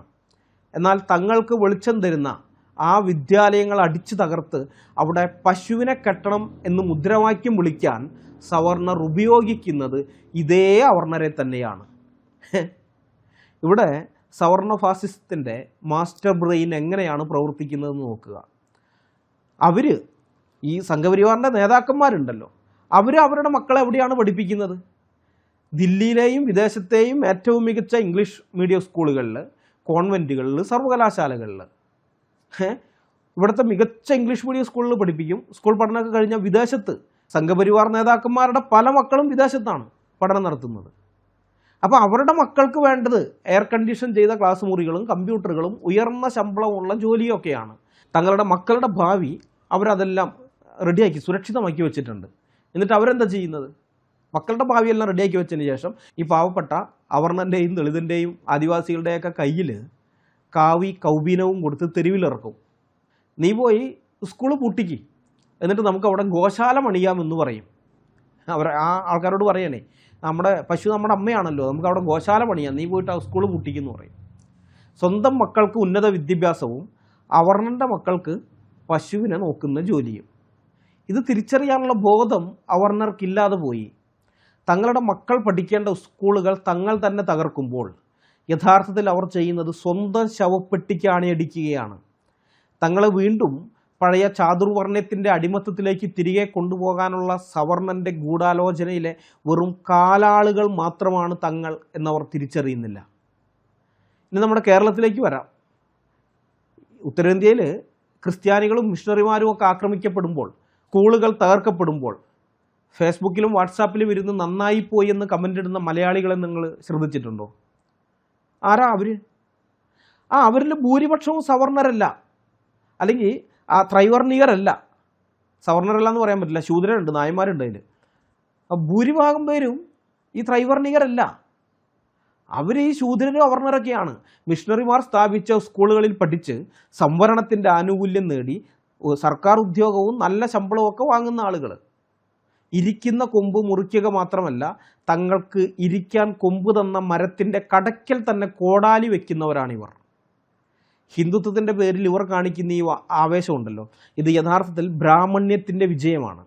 കാരണം ജാതി വിവേചനത്തിനും സാമ്പത്തിക ചൂഷണത്തിനുമെതിരെ സവർണ മേധാവിത്വത്തിന് നേരെ ഉയരേണ്ട നാവുകളെയും കൈകളെയും അവർ വളരെ വിദഗ്ധമായി വഴിതിരിച്ചു വിട്ടിരിക്കുകയാണ്. പശു, മതം, ക്ഷേത്രം, ഇങ്ങനെ ഇമോഷണലായ വൈകാരികമായ വിഷയങ്ങൾ അവർക്ക് ഇട്ടുകൊടുത്ത് ബ്രാഹ്മണ്യം ഇന്നും ഈ ഭൂരിപക്ഷ ജനതയെ മാനസികമായി അടിമകളാക്കി വച്ചിരിക്കുകയാണ്. യഥാർത്ഥ ശത്രു ആരാണെന്ന് തിരിച്ചറിയാതെ തങ്ങൾക്ക് വേണ്ടി പോരാടുന്നവരെ തന്നെ ആക്രമിക്കാൻ പാഞ്ഞെടുക്കുന്ന ഈ കൂട്ടർ നാശത്തിലേക്കുള്ള വഴി വിശാലമാണെന്ന് തെളിയിച്ചുകൊണ്ടിരിക്കുന്നു. അവർണ സംഖ്യകളെ, ദളിത് സംഖ്യകളെ, ആദിവാസി സംഖ്യകളെ നിങ്ങൾ ഓർക്കുക. ഗോശാല പണിയാൻ സ്കൂൾ പൊളിക്കുന്നവൻ നാളെ നിങ്ങളുടെ മക്കളെ ആ ഗോശാലയിലെ ചാണകം വാരാനേ നിർത്തുകയുള്ളൂ. അല്ലാതെ അവൻ്റെ സംസ്കാരത്തിൽ, അവൻ്റെ സംവിധാനത്തിനകത്ത് നിനക്കൊന്നും വേറെ ഒരു ജോലിയില്ല. അവൻ്റെ ഉച്ഛിഷ്ടം തിന്ന് അവൻ്റെ ആ ഗോശാലയിലെ, ആ പശുത്തൊഴുത്തിലെ ചാണകം മാരി ജീവിക്കേണ്ടി വരും നിങ്ങളുടെ മക്കൾ. മനസ്സിലായോ? അന്ന് നിങ്ങൾ കരഞ്ഞിട്ട് യാതൊരു കാര്യവും ഉണ്ടാവുകയില്ല. ഞാൻ ഈ വീഡിയോ അവസാനിപ്പിക്കുകയാണ്. ചരിത്രം നമ്മോട് വിളിച്ചു പറയുന്ന ഈ യാഥാർത്ഥ്യങ്ങൾ നാം ഒരിക്കലും കണ്ടില്ലെന്ന് നടിക്കരുത്. വിദ്യാലയങ്ങൾ പൂട്ടി പശുത്തൊഴുത്തുക്കളാക്കാൻ നടക്കുന്ന ഫാസിസ്റ്റ് ചിന്താഗതികളുടെ വേരുകൾ കിടക്കുന്നത് ഈ മനുസ്മൃതിയിലെയും അധർമ്മസൂത്രങ്ങളിലെയും, പറയുമ്പോൾ ധർമ്മസൂത്രമാണ്, ഗൗതമ ധർമ്മസൂത്രം, ആപസ്തംഭ ധർമ്മസൂത്രം എന്നൊക്കെ പറയും. ആ പേരിൽ മാത്രമേ ധർമ്മമുള്ളൂ, യഥാർത്ഥത്തിൽ അതൊക്കെ അധർമ്മസൂത്രങ്ങളാണ്. അധർമ്മസൂത്രങ്ങളിലെയും അതുപോലെ മഹാഭാരതവും രാമായണം പോലെയൊക്കെയുള്ള ഇവരുടെ ഇതിഹാസങ്ങളുടെയൊക്കെ വേദങ്ങളിൽ എല്ലാത്തിലും ഉണ്ട്. അതിൻ്റെയൊക്കെ ആ ശ്ലോകങ്ങളിൽ ഇതൊക്കെ കെടുക്കുന്നത് മനുഷ്യനെ മനുഷ്യനായി കാണാത്ത, വർണ്ണത്തിൻ്റെ പേരിൽ സാമ്പത്തിക അവകാശങ്ങൾ നിഷേധിക്കുന്ന ഇത്തരം പ്രത്യയശാസ്ത്രങ്ങളെ നാം കൃത്യമായി അറുത്ത് മുറിച്ച് മാറ്റേണ്ടതുണ്ട്. നമ്മൾ ഇന്ന് അനുഭവിക്കുന്ന സ്വാതന്ത്ര്യവും സാമ്പത്തിക ഭദ്രതയും, നമ്മൾ നേടിയെടുത്ത അവകാശങ്ങളും, അധ്വാനിച്ച് ജീവിക്കാൻ ഉള്ള സ്വാതന്ത്ര്യം, സ്വത്ത് സമ്പാദിക്കാനുള്ള സ്വാതന്ത്ര്യം, ഇതൊന്നും നമുക്ക് സൗജന്യമായി കിട്ടിയതല്ല. അത് ദൈവരാജ്യത്തിൻ്റെ രാഷ്ട്രീയത്തെക്കുറിച്ച് നല്ല ബോധ്യമുണ്ടായിരുന്ന ക്രിസ്ത്യൻ മിഷണറിമാർ ഹൈന്ദവ ദുഷ്പ്രഭുത്വത്തിനെതിരെ പൊരുതിയതിൻ്റെയും അവർ കൊണ്ടുവന്ന പാശ്ചാത്യ വിദ്യാഭ്യാസത്തിൻ്റെയും പാശ്ചാത്യ ലോകത്ത് നിന്ന് ഇങ്ങോട്ട് വന്ന ജനാധിപത്യ ബോധത്തിൻ്റെയും ഫലമായി നമ്മളിൽ ഉറച്ചതാണ്. മനസ്സിലായോ? അങ്ങനെയാണ് നമുക്കതൊക്കെ കിട്ടിയത്. പഴയ ആർഷ സംസ്കാരത്തിൻ്റെ പ്രേതങ്ങൾ ശവക്കുഴിയിൽ നിന്ന് എഴുന്നേറ്റ് പുതിയ വേഷത്തിൽ തിരികെ വരുമ്പോൾ അതിനെ എന്ത് വില കൊടുത്തും നാം പ്രതിരോധിക്കുക തന്നെ വേണം. ആ പ്രേതങ്ങളെ തിരിച്ച് ആർഷ സംസ്കാരത്തിൻ്റെ ശവപ്പെട്ടിയിൽ നമ്മൾ തിരിച്ച് ആ കുഴിയിൽ തന്നെ അടക്കണം. മനസ്സിലായി? അതിനിപ്പോൾ ഒരിക്കലും പൊന്തി വരരുത്. ഈ തിരിച്ചറിവ് ഞങ്ങളെ കേൾക്കുന്ന ഓരോ മനുഷ്യരിലും ഉണ്ടാകണം എന്ന ആഗ്രഹത്തോടു കൂടെ ഈ വീഡിയോ ഞാനിവിടെ അവസാനിപ്പിക്കുകയാണ്. അടുത്ത വീഡിയോയുമായി വരുന്നതുവരെ നമ്മളെല്ലാവരെയും കർത്താവായ യേശു ക്രിസ്തു കാത്തു സൂക്ഷിക്കുമാറാകട്ടെ. അവിടുത്തെ വിലയേറിയ നാമം മാത്രം എന്നും എന്നേക്കും വാഴ്ത്തപ്പെടട്ടെ. ആമേൻ.